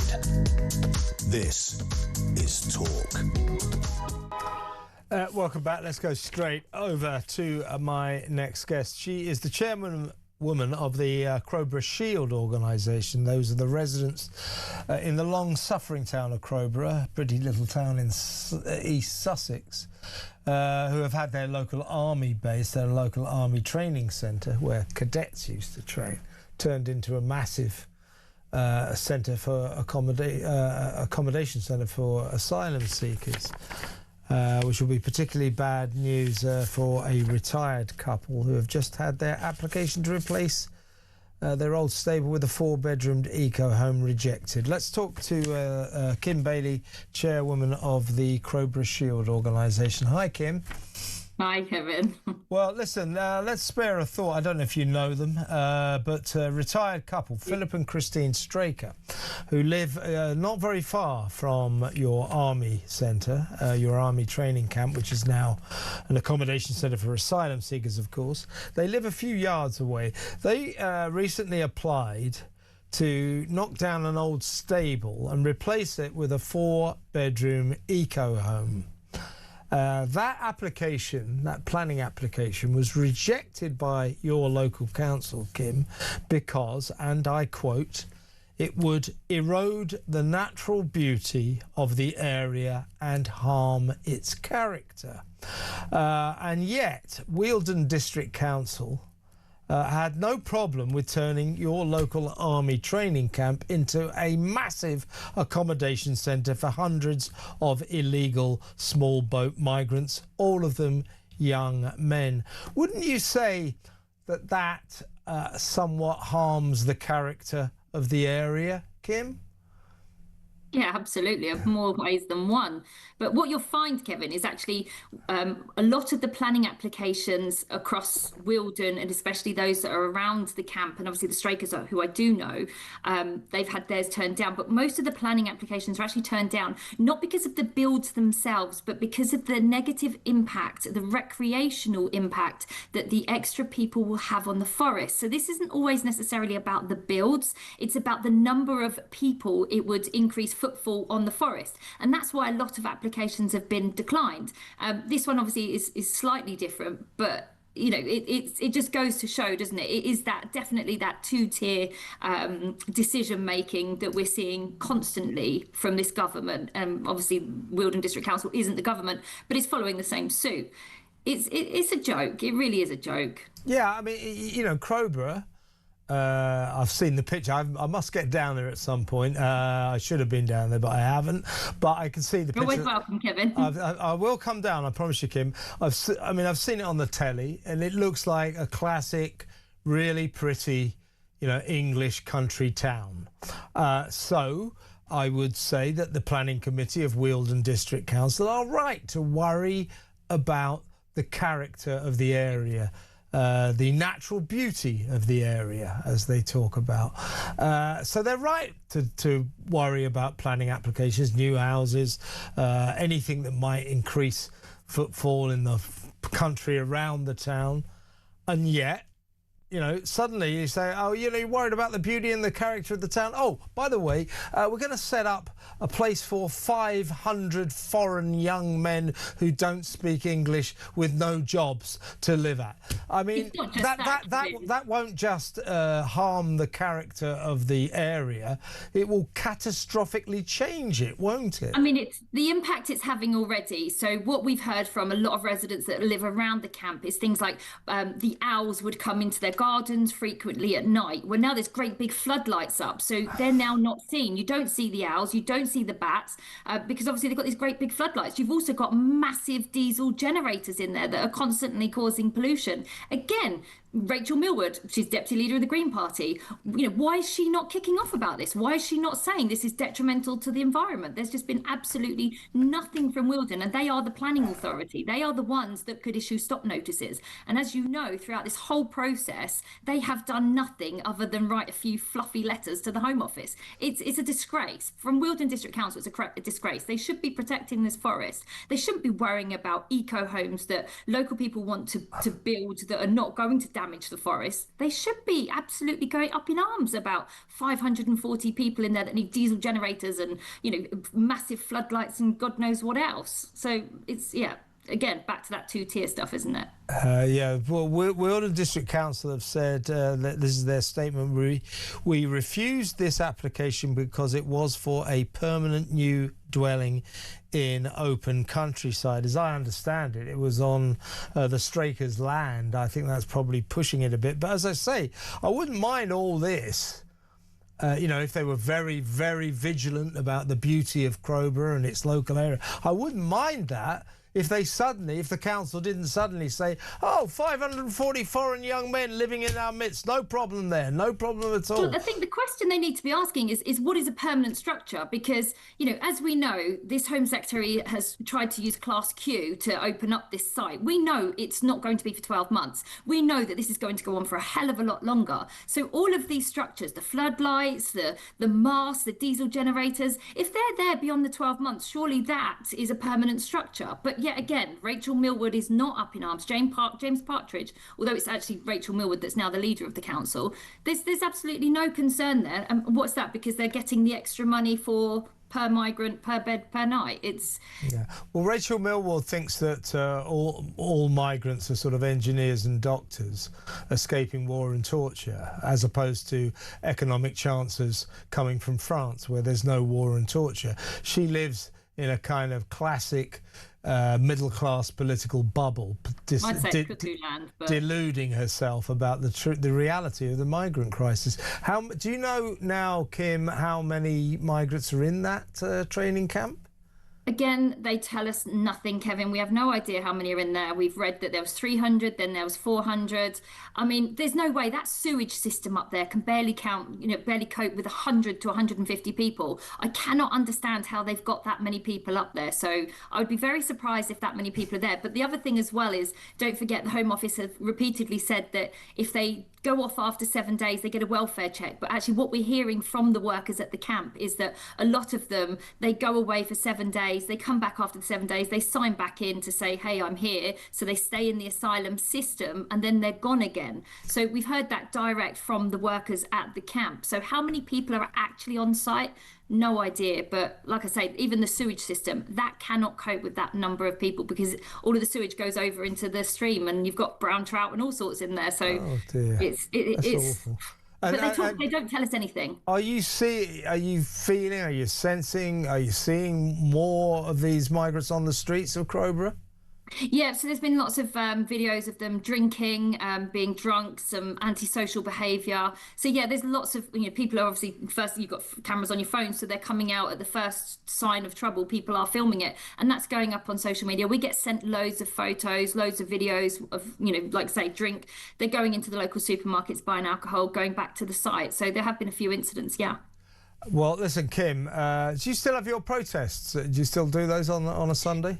Yep, the protests are every Sunday, but I haven't been able to, and the Shield haven't been able to attend recently. But on the 31st of May, we're hoping to make it as big as possible, because, this doesn't just affect Crowborough. Shabana Mahmood, the Home Secretary, said she's going to bring forward site after site. So if you've got a military site near you, there's a good chance that one of these sites is going to be opening. So I hope that, people will start donating to the judicial review so that we can take this forward, because, if we win this case, we may well stop this, but also other towns as well. Because if we win, we should be able to prevent Shabana Mahmood using Class Q, which at the very least, she'll have to, go through due process properly and make sure that the site suitability, wherever they choose, is actually suitable. So if you're not doing anything on Sunday the 31st, please do come along. I'm there. I'll try to get there, Kim. And I think Crowborough, as long as they got you, Crowborough are going to win this fight. It's an uphill struggle, but you are amazing. You really are. Good to talk to you, Kim, as always. Kim Bailey, the redoubtable chairwoman of Crowborough Shield. That's the organisation campaigning still to stop all these migrants being foisted upon them. I mean, they failed in the sort of outset because more of these migrants are being shipped in, hundreds. We don't know how many. The Home Office keep the poor people of Crowborough in the dark. But as Kim just said, they haven't finished their protest. Big one on the 31st of May. And they're going for a judicial review to try and have this camp closed down. You just heard what Kim said. Loads of these migrants all over the street, drunk, making people feel uncomfortable. It's just ridiculous, isn't it? Ridiculous. Wealdon Council, meanwhile, are telling people, oh, you can't build a house there because it's going to ruin the beauty of the area. It's going to destroy the character of the area. I'll tell you what will destroy the character of the area. 545 young men from foreign countries who can't speak English, who don't have jobs. All stuck into a former army training camp. That'll destroy the character of the area right there. What do you think? 03444 991,000. When we come back, we're going to go back to Married at First Sight. We're going to talk about this format. And we'll talk about it to the Chief Executive of Christian Concern. It does seem to rather take the serious business of marriage unseriously, don't you think? We'll talk to Andrea next. Stay tuned.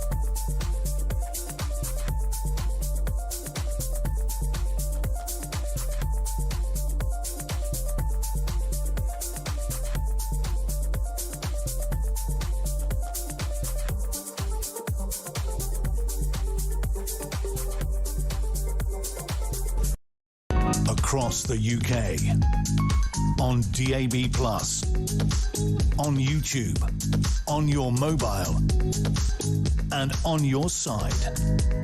This is Talk. Welcome back. Well, let's talk about Married at First Sight. I mean, it's a dubious format that allegedly has led to 3 male contestants, the husbands, if you like, allegedly raping or sexually assaulting the women upon whom they were foisted. At the very least, this program seems to take the serious institution of marriage incredibly unseriously.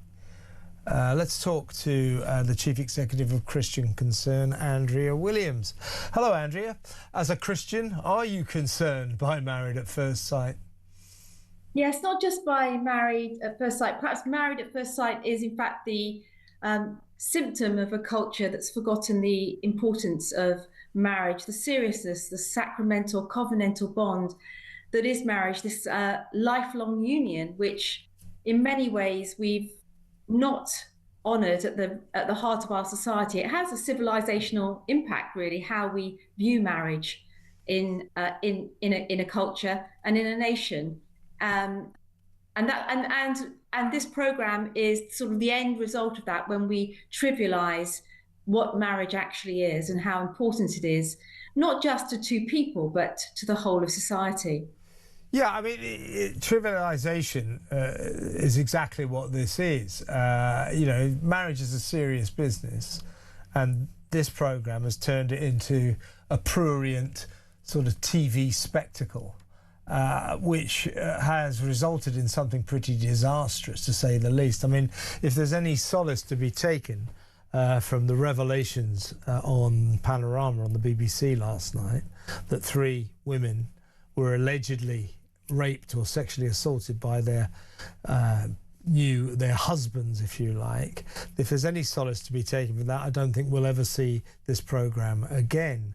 But if you think about it, Andrea, it was always a disaster, an accident waiting to happen, because one of the guys who is accused of trying to rape or actually raping his TV wife, she said that he said, you've got to have sex with me because you're my wife. That's your duty. That's your conjugal duty. That's this format, and it's led to sexual assault and rape. It doesn't bear thinking about, does it? It doesn't bear thinking about, and that's why society and law, there is an interest in what marriage looks like. There is actually a civilizational interest, a foundational interest in what marriage looks like. And when we reduce it to the kind of thing that we're seeing in this program and other reality type programs where people meet in similar ways, and we make an idol of this whole, we actually treat sex as entertainment. Yeah, that's what it is. Yeah, exactly. Yeah, as opposed to how it is historically and rightly viewed within marriage as this holy, sacred, sacramental, covenantal, lifelong union between one man and one woman, forsaking all others for the whole of life, and to live forgiving one another in sickness and health, for better, for worse, for richer, for poorer. Those kind of very deep vows in front of people, in front of friends, in front of family. That is what marriage is, and that is what it really is, and that's what we've forgotten in society. And then what happens, of course, that's the safe place for children. And then if you get a situation whereby someone says, this is my right, I come in, you've married me, but they have no history, there is no community, there is no notion really of all of those, the seriousness that entering into this vow is. Yeah, it's a consummation of love. It's two people fall in love, and marriage is the result of a long and loving relationship. To say, they put it forward as a social experiment. Wouldn't it be interesting if, the first time a married couple met was at the altar? That's a grotesque proposition. It's a grotesque spectacle. And I don't want to get too prosaic about this, but, Jesus went into the temple and saw the Pharisees trading money in the house of God.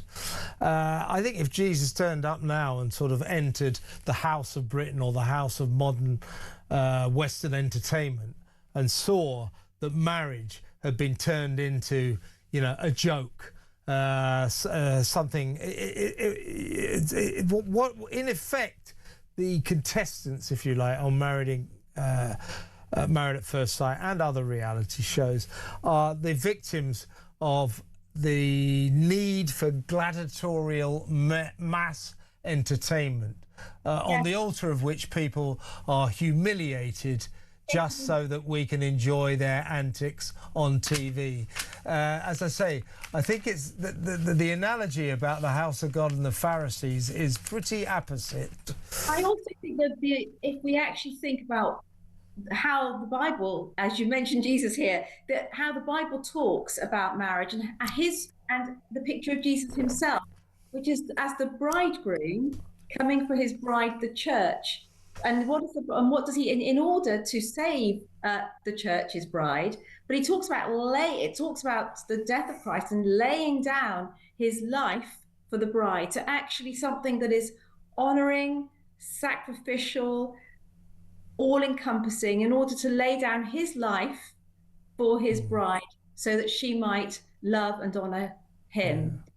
But that's a very special picture of what marriage is, and the relationship, the seriousness of the relationship, and the seriousness of the bridegroom and his role in loving his wife, and how he should love his wife. And in a sense, this program, well, it jettisons all that. I mean, basically, as I was just saying, marriage is the consummation of a loving relationship. This program jettisons all that, and as such, I mean, would you say it's kind of sacrilegious, isn't it? Well, sadly, the way in which we trivialize marriage generally and rip it up, so that today in society we can say all we like. We can say all we like that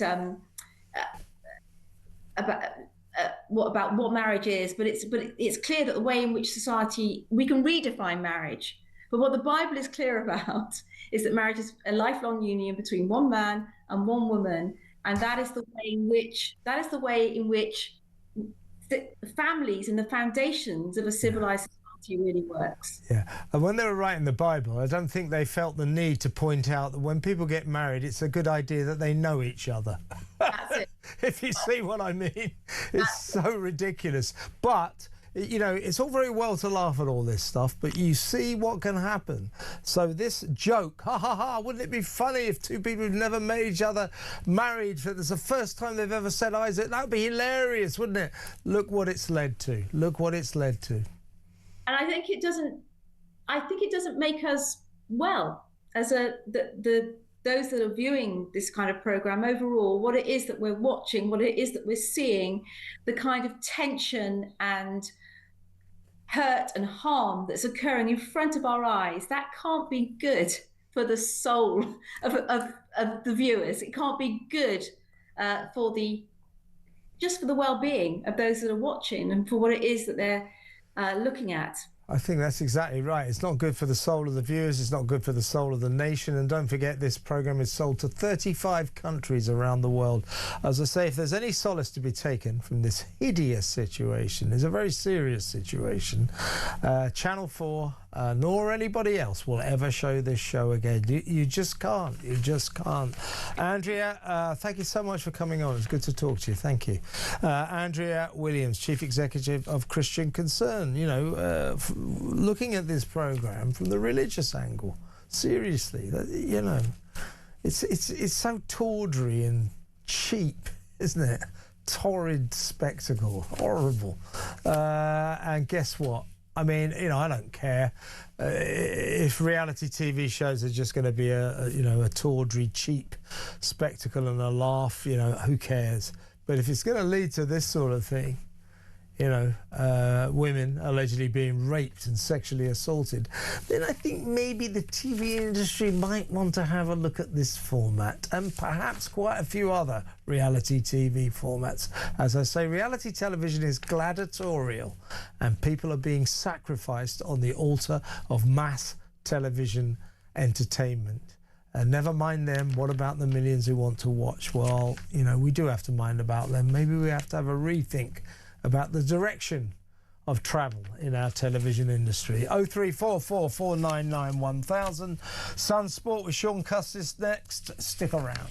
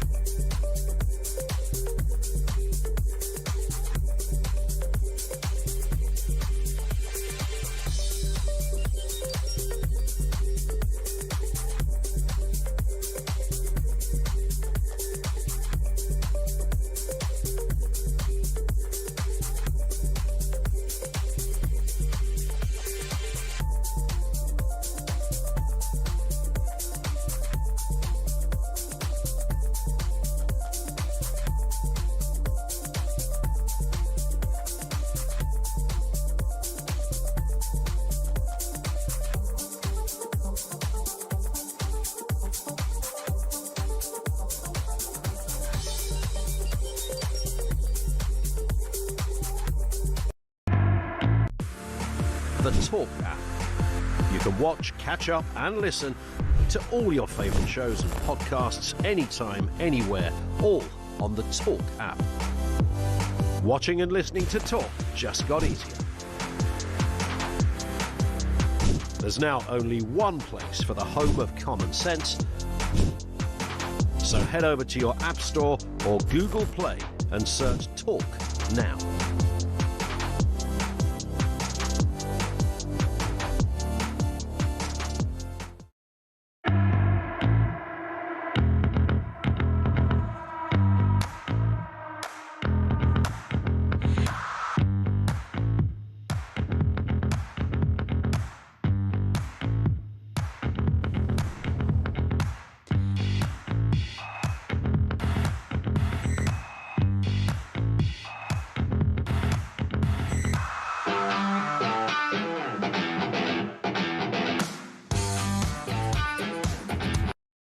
Across the UK, on DAB+, on YouTube, on your mobile, and on your side.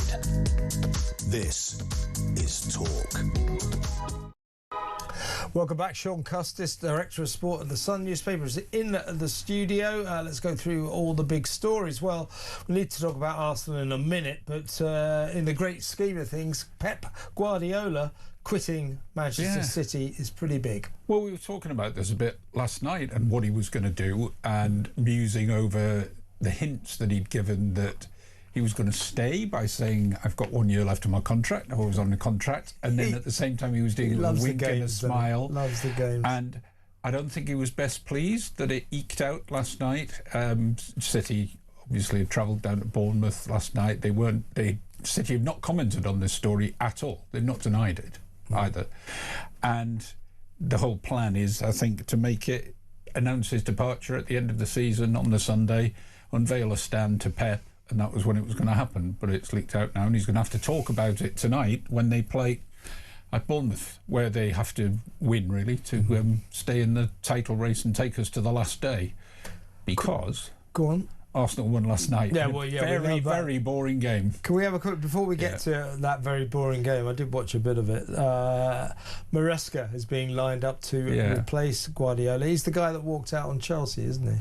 Yeah, with good reason, I think, because he was being told what to do and who to pick and how to do everything, really, and he felt he was bigger than that, and I could see his point. He's the winner of the World Club Championship. He got a bit of a CV together. He knows Pep of old as well. They've worked together in the past, and he does seem like a natural successor. He's got a bit of spirit about him, a bit of Pep edge, and he wasn't prepared to be pushed about by the owners of Chelsea. Now, I don't know how you like your managers. I prefer them to have a bit of autonomy and to stand up for themselves. You don't want to be told what you're doing. My big question about modern football is, if you have a manager, why do you need a director of football? Well, your director of football, you say, I want to go and buy this player, and your director of football previously is the one who's supposed to go out and organise the deal and get it over the line. They end up being a rival, though, don't they do. Yes, I would agree. It is a bit of a problem. Well, in Chelsea's case, it wasn't just the directors of football, it's the owners as well getting involved. Yeah. And for some types of managers, that's just not the way they want to work, and I understand that. Well, Maresca is not the kind of guy who's going to take a subsidiary role, so that'll be interesting times. Just before we get to Arsenal, any thoughts about what Pep might do? No, because he took a year off, didn't he, when he was at Bayern Munich? He likes a bit of a sabbatical from time to time. I think he might be ready for him. There's no hints of anywhere he might go. I think he'll take a bit of time off. Yeah. He likes life away from football from time to time, and he's done it for a long time. Cynics might say he's getting out before the 115 charges decision is revealed. That's a bit much. Well, it is a fact, though, that you would expect that at least to be decided by next season. And does he want to be around when that's being decided? Exactly. Now let's talk about Arsenal. That game against Burnley last night. I think the phrase we are required to use is, they got the job done. They got it done boringly, and only just did it, really, didn't they? Yeah, 1-0 to the Arsenal again. Yeah, and done that with West Ham, and wasn't great fare. We all expected Arsenal to win. We expected it to be by a few more goals, even though they're not the most exciting side. Burnley put up a spirited show without ever really threatening. Yeah. But that's all Arsenal had to do. And there was a red card incident, wasn't there? Havertz. Yeah. Yeah, should have been sent off. But he wasn't, and lucky Arsenal survived that one as well. So everything is going in their favour, and of course they could be on for a League and Champions League double, which should be to come the following week. I think in terms of the league, we can probably give it to them now, can't we? Well, first of all, Man City have got to get their bit done tonight, but it does kind of feel even like if they that. do, though, yeah. I think they've probably crossed the line. Yeah. Meanwhile, the relegation battle continues apace. Chelsea play Spurs. What a match! What a derby that's going to be. Yeah, and Chelsea fans are expecting their team to rally to impress new boss Xabi Alonso, who won't be there. He doesn't take over the July 1st, and to make a statement and to put Spurs in the place, because there's no love lost between those two sides. Even if Spurs don't get any point tonight, I still don't see how West Ham will get anything ever again, let alone by the end of the season. Well, so who have West Ham got left to play? I knew you were going to ask me that. I can't remember off the top of my head. Whoever they're playing, I do not. It's not working. I'll tell you, the weekend they didn't even really seem to try much, did they? They didn't play very well against Newcastle. They had a 10-minute spell in the second half where they could have come back, but it was fairly easy for Newcastle, fairly comfortable. And West Ham don't look in particularly good form. So I would expect Spurs to survive.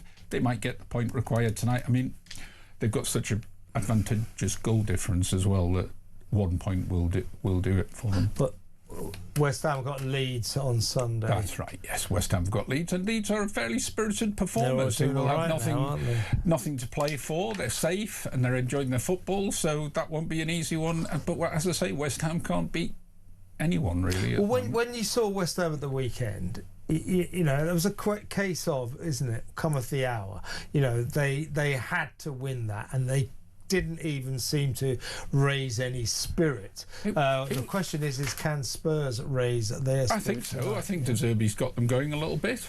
I think it's 8 points he's taken in his reign. I think if you're a Spurs fan, you'd probably be thinking we could get a point tonight. And I don't feel that any of us think now that Spurs will go down. It looks like West Ham all the way, and they deserve to. They were.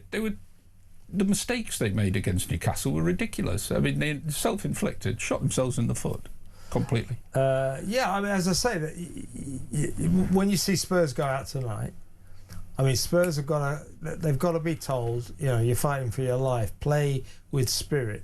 Play as if you believe you can win. West Ham against your lot, Newcastle, at the weekend, looked like they just wanted to get the match over with and get out of there. That's not good enough, is it? No, it's not good enough. And West Ham fans know it's not good enough, and they've accepted their fate, I think. And the players know it's not good enough as well. But there you go. They've deserved to go down. The table doesn't lie, as they say. Can I just mention other things that have been going on? A few World Cup squads out today. And we've now got it confirmed that Messi will be going, Ronaldo will be going, Neymar will be going for Brazil, which is a really interesting thing. So Messi's going to play for Argentina? He will be. He's playing? He will be in the squad. How old is he now? Well, he's 38, 39. Oh, okay, all right. But Ronaldo's going at 41. That was officially confirmed today. It's his 6th World Cup. Whether Martinez, the manager, will have the bottle to leave him on the bench is another question, because he would think he deserves, at that age, to be left on the bench.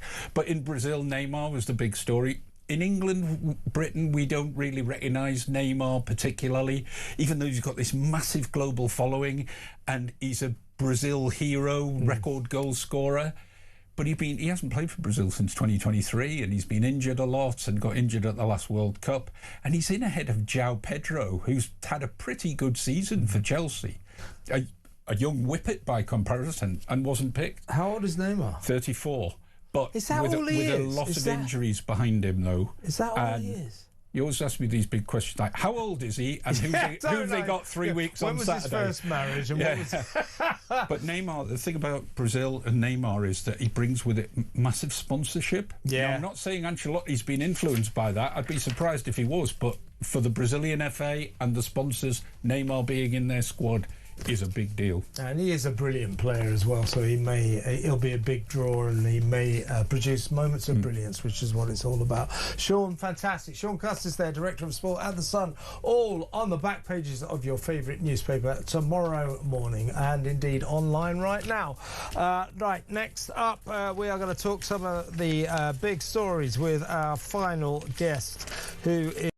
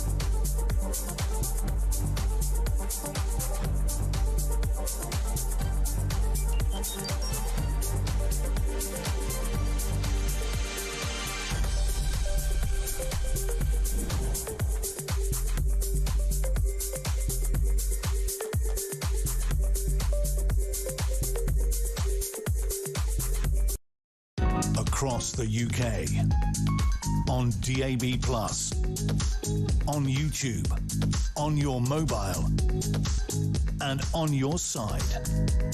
This is Talk.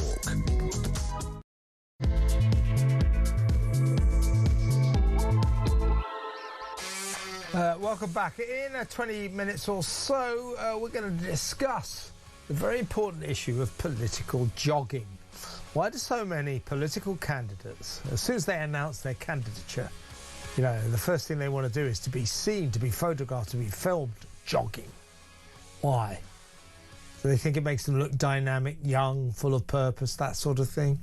Apparently David Cameron was worried that he came across as a chubby, red-faced, upper-class twit. And that's why he took to jogging on camera. He actually got a personal trainer to be filmed with, surrounded by his security guards. You know, he's not an upper-class red-faced twit. Well, Dave, I'm not sure you succeeded in persuading us that you were not an upper-class twit. Nor were you a jogger. You just pretended you were, didn't you? Like they always do. Why is that? We'll talk about that later. First up, though, let's go through the big stories of the day with our final guest, former Labour MP, now Reform UK, Simon Danjuk. Welcome, Simon. Good to be with you. Good to have you on the show as always. Two candidates now confirmed.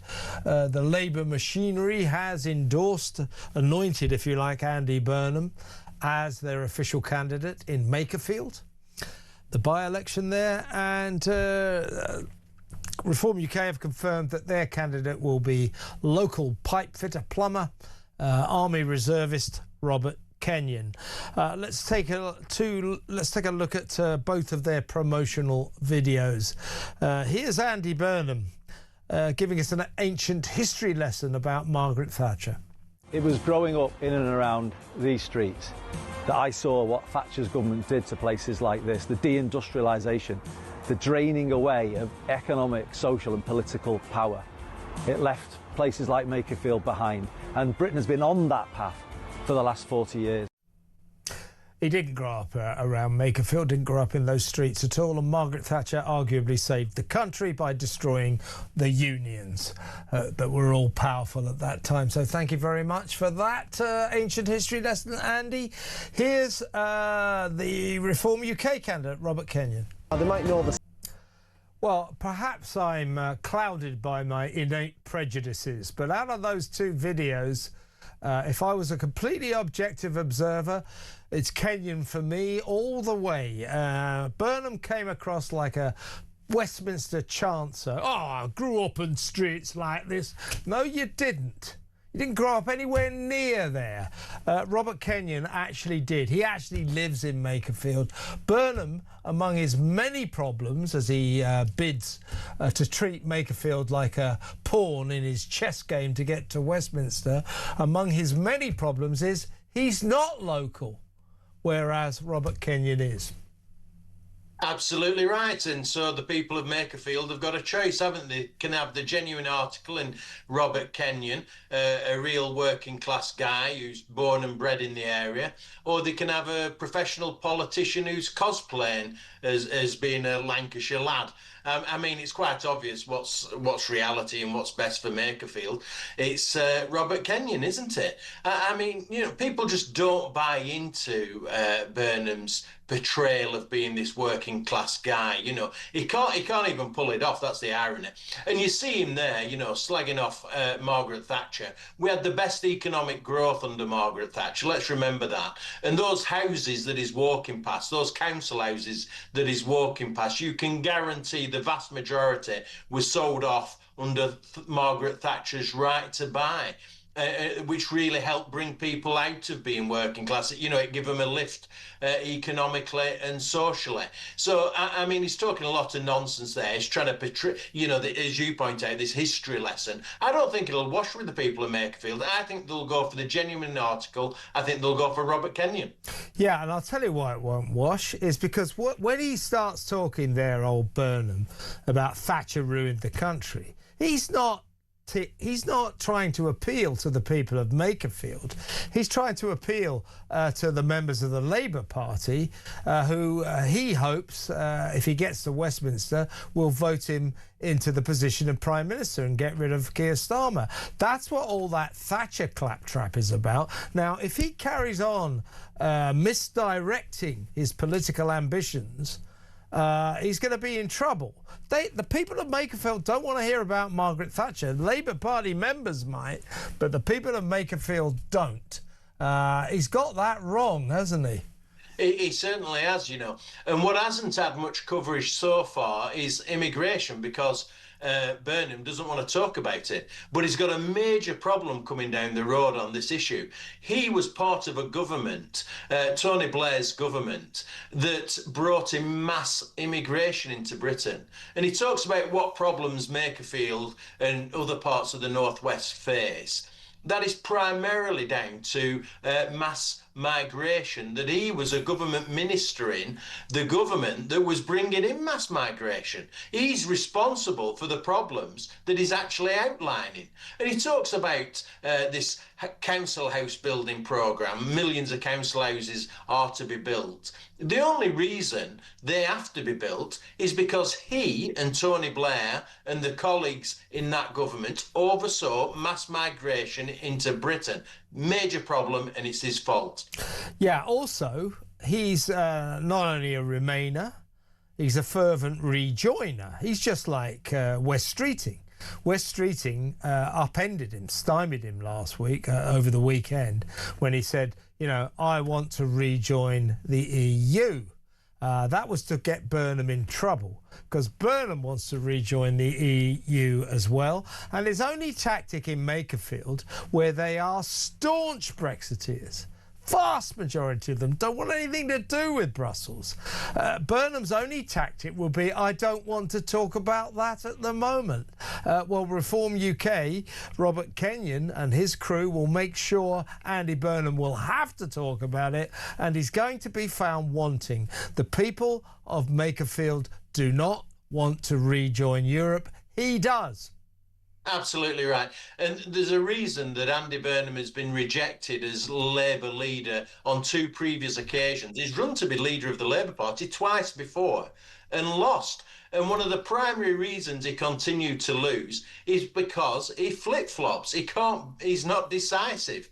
And what we've seen in just the last few days, and his campaign's only just started, and it's on the front of the Daily Mail today, is flip-flopped, changed his position on the European Union all of a sudden. Nobody believes it. He wants to get back in the European Union. That's his position. He can't not talk about it. That's his position. Let's be honest about it. And secondly, he's now said that he would stick to Rachel Reeves' spending plans. Well, he can't have it which way. He wants to build millions of council houses. He wants to nationalise the water industry. He wants to nationalise energy companies. He wants to nationalise transport. You can't do that on the spending plans that Rachel Reeves has got. And this is a major problem with Andy Burnham. He's just not a realist when it comes to politics. He's a chancer. He's a political chancer. That's the reality of it. It might be just about all right to govern Greater Manchester, but beyond that, he's found wanting. I mean, there's no doubt Andy Burnham speaks human. Compared to Keir Starmer, he's a master of communication. I mean, he's not that brilliant, but he's not a bad communicator. He can talk to ordinary people quite proficiently, unlike Keir Starmer. So that's one thing he's got in his advantage. But that chummy, I'm from the north kind of, I'm a northerner, born and bred and all that, it just covers the truth about him. The truth is, he's a university kid who went straight into Westminster, became a spad. He's never worked in the real world. He's a Westminster product through and through. Frankly, he is a product of Labour's Westminster elite who believes in all the stuff that the people of Makerfield detest. Rejoining the EU, going easier on migrants, making our borders more open, and doubling down on Ed Miliband's insane net zero policies that have given the people of Makerfield, not to mention the rest of us, the highest energy bills in the entire world. He's going to spend the entire campaign trying not to talk about that, all of those aspects of his beliefs. And I would suggest that Robert Kenyon and Reform UK will make him talk about it, and he's going to be found wanting. Yeah, absolutely right. And, this by-election, Burnham running in this by-election tells you all you need to know about the current state of the Labour Party. They've got over 400 Labour MPs, and they're having to manufacture a by-election that's not required to bring Burnham in, because he's the best shot they have at leading the party. Over 400 Labour MPs, and not one of them is capable of leading the Labour Party and being Prime Minister, to the point where they have to manufacture a parliamentary by-election at the cost of millions of pounds to us, the taxpayer, so that they can bring in the guy that they want. What sort of state is that political party in where they've got to do that? This is unprecedented. And I think the people of Makerfield will see through it and send him packing. I believe they will. One of the reasons they'll send him packing is like the rest of this country. They are sick to death of this government that are now consumed by their own internecine psychodrama, and they're not governing the country. They're not doing anything. We the people are just being allowed to drift with no leadership whatsoever. It's an absolute disgrace and a total abrogation of duty. Can I play you a film, Simon? You're going to enjoy this. This proves that, contrary to what people say, Labour is very much in touch with the working class. They found themselves a working class person to be in a promotional video. She is the reality TV star Gemma Collins from The Only Way is Essex. And here she is communing with Education Secretary Bridget Phillipson. Have a look at this.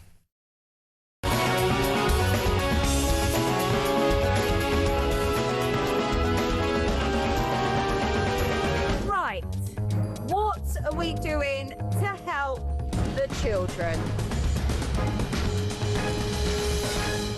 Come in, let's have a chat. I don't know of those two women who I find more frightening, Bridget Phillipson or Gemma Collins. It's a close-run thing. But that is classic Labour. Oh, she's working class. This will get us in touch with the masses.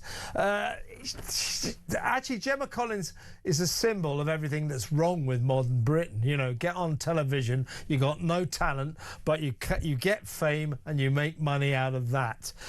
She is helping Labour apparently promote their new plan to provide options for kids who are less academic and want to take vocational routes in life. Well, she's not a good role model for that, is she? But I just think this is so typical of upper middle class people from the Labour Party going, oh look, she's a sort of working class person, isn't she? She'll get us some support from those masses who we expect to vote for us, you know, in Makerfield and places like that. It's pathetic, isn't it? It certainly is, and it looks to me like it's been paid for by the Department of Education. That means taxpayers are paying for this propaganda that's coming out from this Labour government. And you're exactly right. I mean, it's laughable. It's that ridiculous. You know, you've got some upper middle class people in you know, Labour advisors who presumably thought this was a good idea. It has zero impact. It probably has a negative impact in terms of politics and winning the public over. I just don't know where they're coming out with some of this stuff. But this is Labour all over. I mean, it's clearly lost its roots in every respect. They don't know how to engage with hard-working people. From this video that we've just seen here, and Bridget Phillipson talking to this minor celebrity, through to Andy Burnham, a plastic working class guy, you know, cosplaying, being a Lancashire lad. I mean, this is Labour all over. It tells you where it is now. It's that North London leftist Labour elite. That's the reality of it. And I think the people of Makerfield are going to give them a bloody nose, not least because of that. If these Labour politicians watched some of the programmes that many Labour voters watch, such as I'm a Celebrity, they would realise that Gemma Collins is not the kind of person you want to partner up with to promote your policies, because she was an absolute disgrace in I'm a Celebrity. But they don't watch these programmes. The working class is like an academic concept for these politicians. It's a very sad spectacle. Let me finally ask you, Simon, how much faith you have in Home Secretary Shabana Mahmood's latest initiative. She's a great headline hunter, isn't she, old Shabs? Well, today's headline hunting initiative is to set up something called the High Street Organised Crime Unit in a bid to shut down all these dodgy Turkish barbers and vape stores all over the country, which many believe are just fronts for money laundering operations. You have villages with 5 barbers in them. They haven't even got a single shop or a pub, but they got 5 barbers. Something is going on. Something needs to be done about this. But I'm not sure that this is not just another one of Shabana Mahmood's announcements that won't actually come to anything. This happens in government all the time, doesn't it? £30 million to this high street crime unit or something. Just get the police, the HMRC, trading standards, the National Crime Agency to get on with the job. Just instruct them to do their job, what they're paid to do. You don't need to set up a specialist crime unit. Right. Everybody can see in every community right across Britain what's going on. It's so obvious.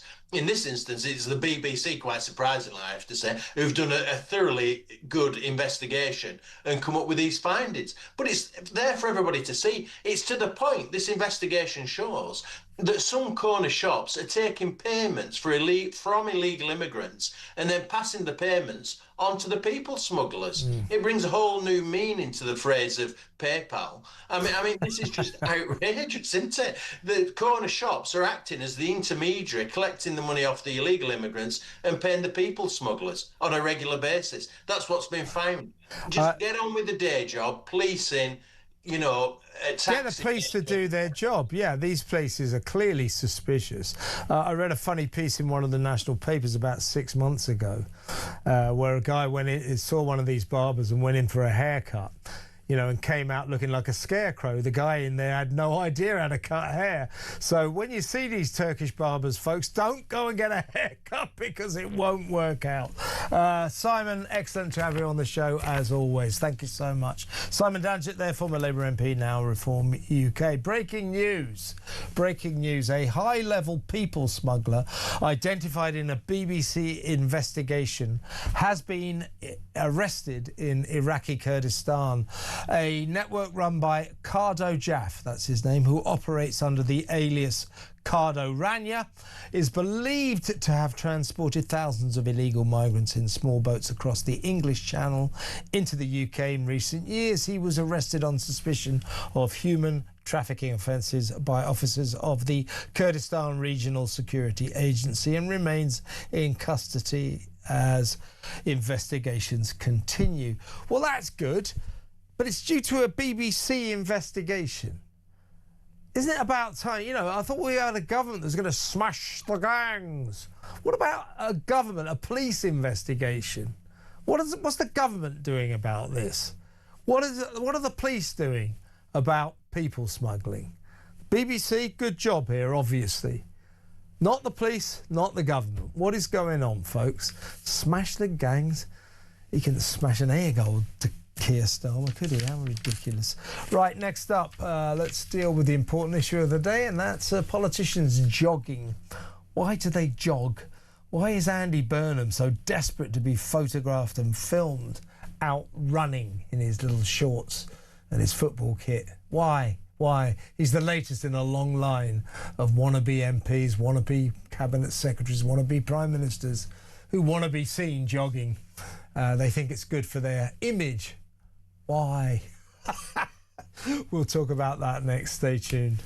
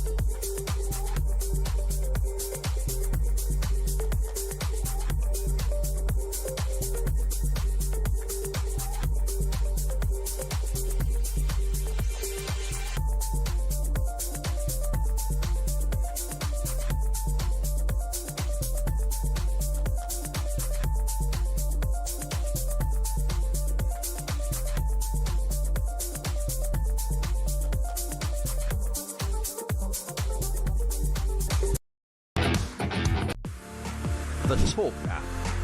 You can watch, catch up and listen to all your favourite shows and podcasts anytime, anywhere, all on the Talk app. Watching and listening to Talk just got easier.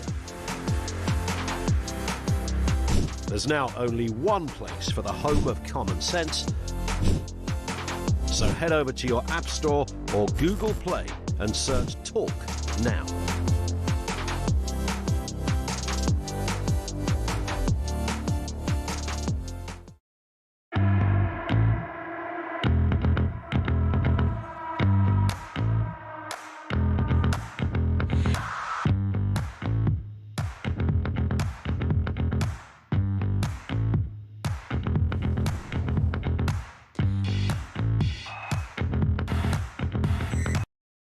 Across the UK, on DAB+, on YouTube, on your mobile, and on your side. This is Talk. Welcome back. Guess who's been seen at Downing Street, number 10? Angela Rayner. She's in there with the Prime Minister. Apparently, it's an event to mark her Renters Reform Act. So, of course, she had to be invited. But apparently, so they're having a couple of drinks to celebrate this magnificent legal milestone. She was caught in one of the rooms measuring up the curtains. So there's been quite a scene at Downing Street. I made the last bit up. But she is in Downing Street and probably would like to measure up the curtains if she could. But let's move on, still with the ludicrous antics of our Westminster friends, these political weirdos who are never quite at the races when it comes to the rest of us. Do you know what I mean? They're kind of weird people, aren't they? Well, Andy Burnham, you knew he was serious about Makerfield getting it back to Westminster when he started being filmed jogging, photographed jogging. You know, there he is. This one, so there he is. I think that's his Everton kit. Some people said, well, those silly little shorts, they make his legs look fat. So in case you think he's oblivious to all this coverage, here he is the next day. Oh, look, he's wearing longer shorts. And also, when he was filmed jogging away, oh, look, the cameras happened to have caught Andy on one of his daily jogs. They just coincidentally happened to have found him on a jog. He was filmed. And several minutes later, after he was filmed, he was seen in his car driving back to his house. It's a VW Golf. Andy is the latest in a long line of politicians who seem to think that it's great to be seen jogging. There's Tony Blair. He took part in one of those fun runs. He got the sort of ball rolling. David Cameron, who feared that he'd be seen as a sort of fat-faced upper-class twit. He started being photographed running. There he is.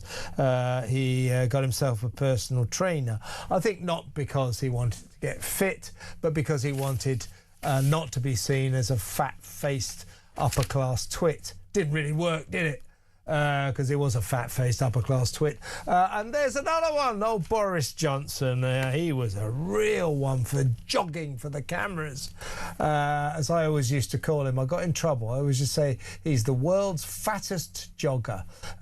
He should have jogged a lot further because it didn't do much for his waistline. Doesn't seem to be doing much for Andy Burnham's waistline either, Burly Burnham. There's old Boris, Matt Hancock, of course. Even Rachel Reeves recently. What is it about jogging? I think they think it makes them look dynamic, young, vigorous and all that. No, it doesn't. It makes them look like jerks. Let's talk to comedian Paul Cox. Who's your favourite political jogger of all time, Paul? Well, obviously, the absolute favourite has to be Boris Johnson, Kev. Good to see you. Because there was absolutely no way on God's earth was that man jogging any other time than when there was cameras there. It's, you know, at least Andy Burnham got a mile down the road before getting his Volkswagen Golf back to home. Yeah. I don't know what these people think. I think they think, wow, what remarkable stamina, when we're actually thinking, mate, if you can run that fast, why has HS2 taken 20 years? I don't know what's going through their head. And the banana benders, Kev, there's no need for that. That's some sort of hate crime when Andy Burnham comes out in shorts that are like Maradona from 1986. No one needs to see any of that going on. Yeah, and he was criticised, as I say, in case you fall for the fact he's unbothered by any of this, he just happens to be filmed while he's out running. In case you think he's not aware of all this, there he is the next day after being criticised for his short shorts showing off his rather plump legs. There he is in knee-length shorts, proving he's very, very aware of the cameras. As you say, you know, it was remarkable, wasn't it, when Boris Johnson, you know, was Prime Minister, when he was Foreign Secretary, London Mayor. It's remarkable, wasn't it, how often the cameras happened to be on hand as he jogged round a corner. Real happy coincidence for him, right? Yeah, exactly. I mean, it's been a while since I went jogging, Kev. No need to make jokes. But there never ever was a camera when I did it. I wish there had, so at least I had some photographic evidence. And we didn't need to know that Boris Johnson was full of vigour. You know, half of North London was populated with his children. We knew that he was in half decent shape. Yeah. I mean, the first Prime Minister we've ever had who was the father of an indeterminate number of children. We were never quite sure how many. It was like a medieval king, wasn't he? Medieval king, jogging, though. And they also studiously always wore, you know, very eccentric kit, you know, swimming trunks and things like that. It's all very, very studied, though, isn't it? Very unnatural, just for the cameras, but they don't seem to realise that we realise that. Yeah, isn't it fascinating, though? Because obviously the vast majority of us have this conversation after every time we see one of these, you know, photo opportunities, camera opportunities. But how does that not get back to their advisors? They must still think, well, there must be evidence that it still cuts through. I don't know who these people are. I mean, there must be a cohort, a cadre of people out there who think, do you know what? I was going to vote reform, but now it's Andy Burnham. Look at him in that Everton top. Who is thinking it?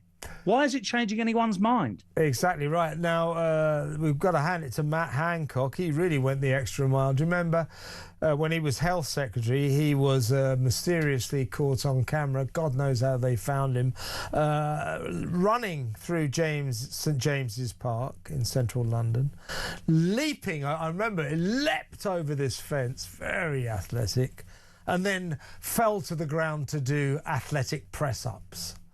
Wow, what a man. Now that is masculine, isn't it? That's macho. I mean, no one jogs in St James's Park. I mean, I don't want to make this London-centric, by the way. Many of our viewers and listeners are not in London, but St James's Park is just ram-packed with tourists having a wander around, going to Buckingham Palace. You don't go jogging in St James's Park. And no one jumps over fences in St James's Park and then proceeds it, afterwards does 100 press-ups. I mean, and what does it benefit? I mean, it obviously worked for Matt Hancock. He got himself a new girlfriend, so perhaps it does work. Yeah, but perhaps they should put up warning signs in St James Park. Warning, attention-seeking, disastrous health secretaries at large, jogging. Old Ed Miliband had a go at it once, apparently, when, I don't remember this, but when he was Labour leader, or vying to be Labour leader, he was advised to go the jogging route, and he put on these baggy old tracksuit bottoms and some scruffy T-shirt, and was such a bad jogger that Labour decided not to use it. As somebody said, he looked like a kid who hated sports at school. That's brilliant. Ed Miliband can't do anything well, can he? Bless him. Not much of an eater, not much of a jogger. It is strange, though. As soon as I saw the jogging pictures of Andy Burnham, I said, he's serious. He wants to get voted in. What we should do, all the people at Makerfield should go to the polls, vote for Robert Kenyon, the Reform UK people, and when asked, why didn't you vote for Andy Burnham? They say, because we hate joggers. that would, do you know, that would put a pay to all of this nonsense. Exactly, exactly. That would stop a generation of political joggers. Please, please stop doing this to us. Stop kidding yourselves. When we see you jog, we don't think, right, we must vote for this person, this brilliant person. Absolute idiots, these people. You know, speaking as outsiders, what do Westminster politicians think of the human race, do you reckon? Well, look, this is such a good point, because they don't ever feel connected. Absolutely not. I will say this, and this is not a party political broadcast for Reform, and I'm not swearing any allegiance here, but I watched the videos that came out today. Yeah. And Kenyon's video for Reform, he literally looks like a normal bloke and sounds like a normal bloke. And I think maybe that might, you know, because we're so used to this paradigm of these people. I watched it and thought, this guy's never going to cut through, because he is so normal. He's like such a regular guy. I think he'll cut through for that reason. Yeah, quite the opposite. Absolutely. I think because of that, he will cut through tremendously. I mean, Andy, he's not going to be on any sort of impromptu running. He's running a business. He's an actual plumber. Yeah, he's got work to do. He's got work to do. So, I mean, running his own all business. power to them. Absolutely right. Robert Kenyon, see, the people of Makerfield, Andy Burnham, are local candidate. No, you're not. You're not. No. You're not from Makerfield. You're from Liverpool. Robert Kenyon is from Makerfield, and that will probably be the making of him. Paul, great to talk to you as always. Thank you so much. Comedian Paul Cox on the strange phenomenon of political jogging. Next up, your calls for the rest of the show. 0344 499 1000. Get on the phone. You could still get on the show. Back in a mo.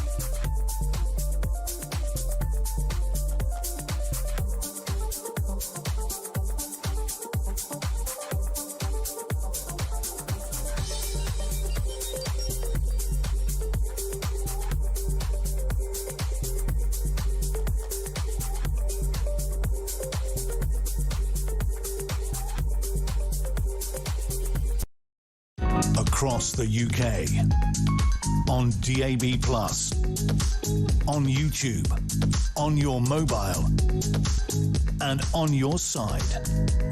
This is Talk. Plenty of time. You can still get on the show, probably. 03444 99 1000. We'll go to the phones in a minute. I'll read a couple of messages first that have been texted into me. This is from Dorian. Evening, Kev. Have a look at Zach Polanski running if you want a good laugh. That's Taff in Dover. Says, all right, we'll have a look. I haven't seen him jogging. I'm not sure I want to, but I'll take a look. Joanna from Salisbury says, how many sports photos do you have of Rishi Sunak? He keeps it to himself. He's a peloton cyclist. Yeah, well, maybe that's why he failed in Downing Street, because he didn't get photographed out on the streets jogging. It's a prerequisite for all Westminster politicians, apparently. Howard says, I'm so pleased I don't have a television set, so I don't have to watch this brain-dead Married at First Sight society. is becoming a film idiocracy. That's a good word, I like that. But I think you've got a good point. This is about the Malaysian hotel manager who won her case for discrimination at work, even though she had no right to work. She was working illegally. John's in Essex says, what really saddens me is the Malaysian woman wins her case, but the poor bus driver who helped a woman on his bus who was robbed was subsequently sacked and lost his tribunal hearing. Make it make sense. John, it doesn't make sense. That's a very good example. Remember that guy? Guy stopped his bus because a woman got robbed. Some thug stole her necklace on the bus. He ran off. The bus driver stopped the bus, chased him. Remember? Chased him for about 100 yards apparently. He downed him, got the necklace back, went back, gave it to his passenger. That bus driver got sacked for that. And when he took it to an industrial tribunal, that tribunal decided that it was right that he got sacked.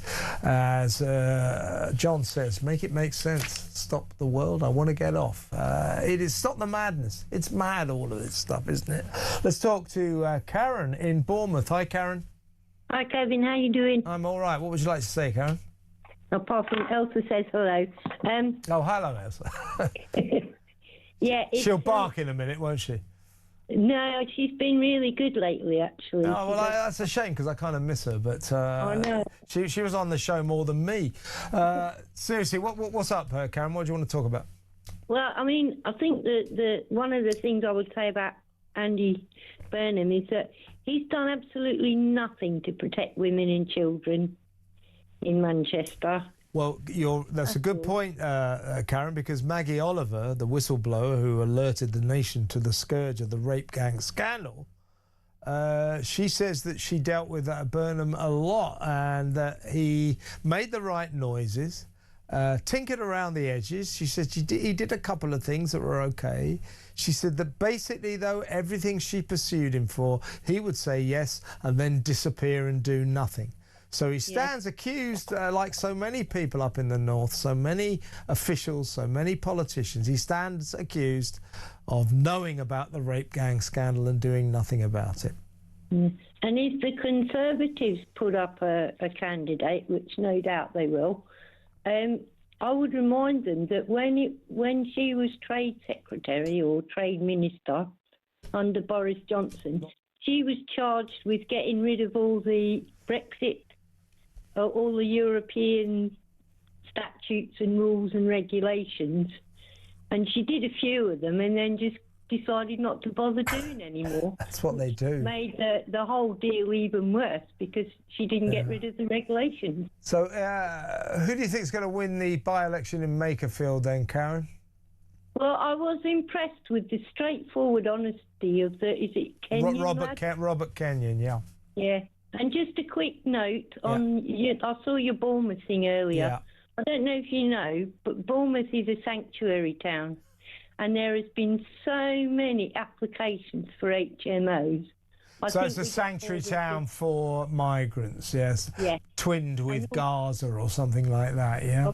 Yeah, but it's also had so many HMO applications been going. Yeah, so it won't just be the hotels going forward. No. I really feel sorry for your town. Lovely town, Karen, but the migrant situation has spoiled it. I think you'll agree.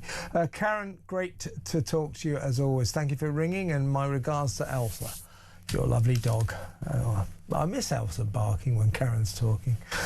Right, let's go to the next caller. We've got a caller down the line who we'll talk to in a little while who wants to talk about Bournemouth. That's John. But for the time being, let's talk to Diane in Kettering. She's a new caller. Hello, Diane. Hi, Kev. How are you? I'm very well. You're very welcome to the show. Always love a new caller. What would you like to say, Diane?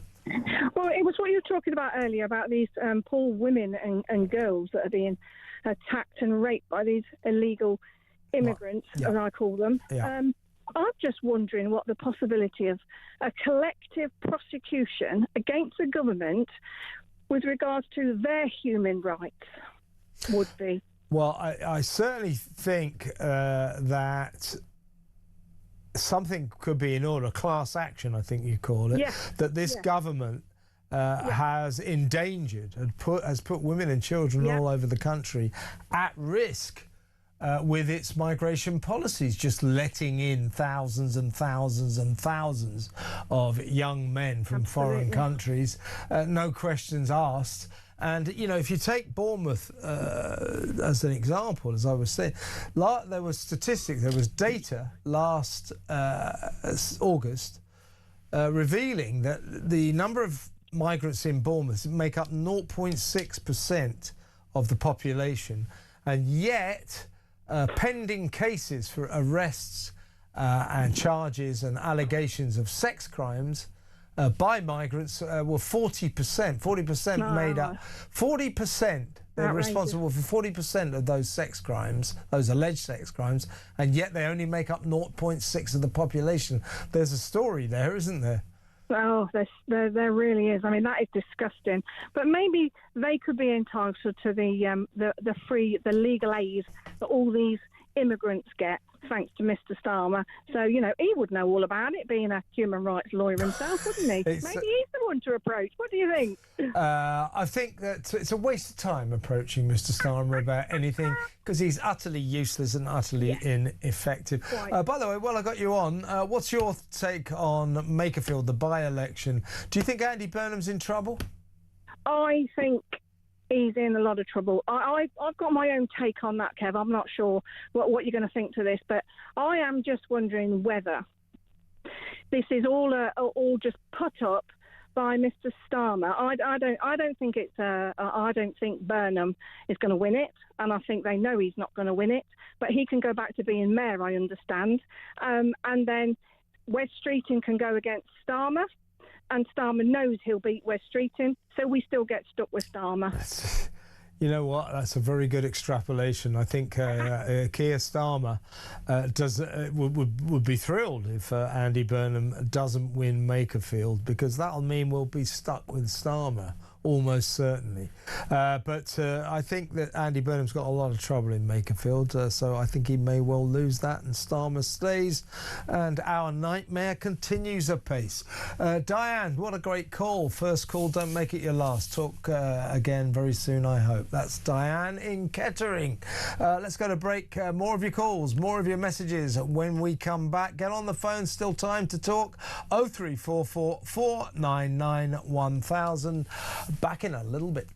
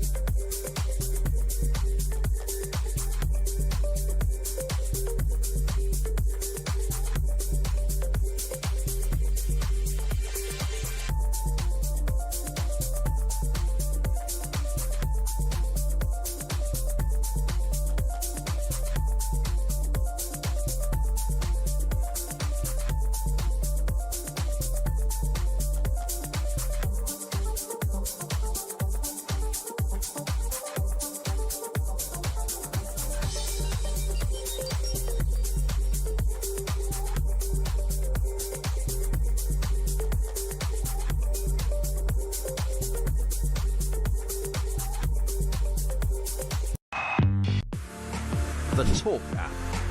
You can watch, catch up and listen to all your favourite shows and podcasts anytime, anywhere, all on the Talk app. Watching and listening to Talk just got easier. There's now only one place for the home of common sense. So head over to your App Store or Google Play and search Talk now.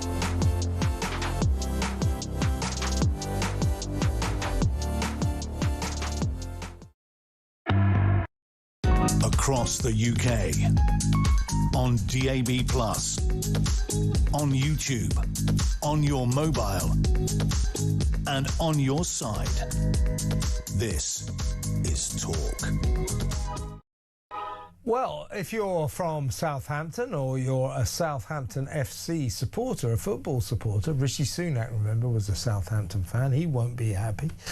This is extraordinary. Southampton FC have been kicked out of this weekend's Championship playoff final by the English Football League after an independent commission found them guilty of spying.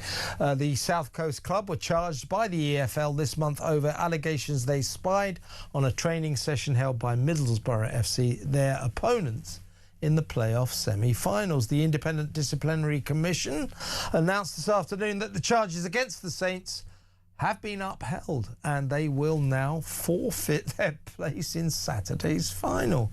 The club have also received a 4-point deduction that will be applied at the beginning of next season in the Championship, where Southampton now will resolutely remain because they felt they were playing at the final this weekend, and if they won, they'd be in Premier League. Instead, they're doomed to the Championship. They're going to start 4 points down and they're kicked out of the final on Saturday. Borough now, Middlesbrough will go through to the final. So Southampton out of the running because one of their spies went to Middlesbrough's training camp to get, nefarious information on their opponents. So that's extraordinary. I wouldn't like to be a Southampton fan now. I think we'll get Mark Littlewood on tomorrow to talk about all the top political stories, but he's a Southampton fan, so we'll have a bit of fun at his expense. So if you're watching, Mark, I expect you to be on the show tomorrow. No, seriously, that must be, if you're from Southampton, that must be a bitter blow. But maybe the EFL are doing the right thing. You know, you can't have this. I think it goes on a lot, and probably Southampton's main crime was getting caught. But once you get caught, then perhaps it's quite right that the book should be thrown at you. It's not fair. They're cheating, basically. So they've been punished severely for cheating. The Saints. When the Saints don't go marching in, that's their story now. Out of the Championship semi-finals and out of the running when it comes to Premiership football next season. Extraordinary. Let me read a couple of messages. This is Gemma Collins. Goes to show how to touch these idiots at Labour are. Treacle says, this is Claire. She says, regarding the woman winning her employment tribunal case, the employer was lucky the judge also did not bust them for employing a person who had no right to work in the UK. This case will open the door for hundreds of thousands to do exactly the same. We are doomed. Yeah, it is ridiculous. You know, she should be told, no, you cannot bring a case at the employment tribunal because you should never have been employed. You have no right to work in this country. You have no right to be in this country. So thank you very much for your employment tribunal case, but here's a plane ticket. You're going home. You're getting deported. This country, what a serious joke it is becoming. We're not a serious country anymore. We're really not.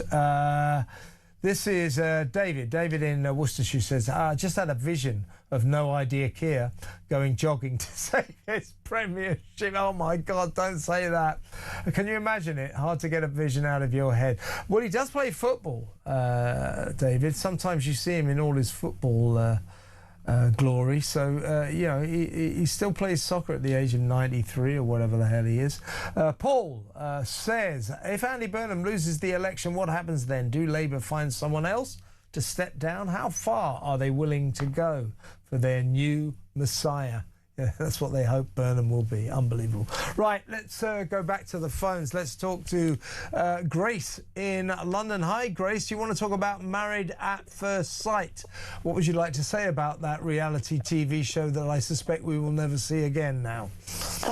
Well, since you mentioned the word Messiah a moment ago, I was interested that you brought up Jesus getting angry and throwing people out of the temple. I don't know if you're listening earlier, but you would have been pleased with me. I brought that up when I spoke to the Christian Concern lady, saying, you know, that if Jesus turned up now and looked at some of these reality TV shows, it would be very similar to when he turned up at the temple and saw the Pharisees all selling, you know, dealing in money trading in God's house, and lost his temper. I think if he came now, I mean, I said earlier, Grace, Married at First Sight, you know, a hideous spectacle, a hideous, you know, corruption of the sanctity of marriage, of course. But Channel 4 are also running right now a programme called Virgin Island, where they take, I think it's 10 virgins to this island to watch them get their rocks off. You know, it's nudity week, it's fondling week, it's sex toy week, and then in the final episode we watch them all bonking.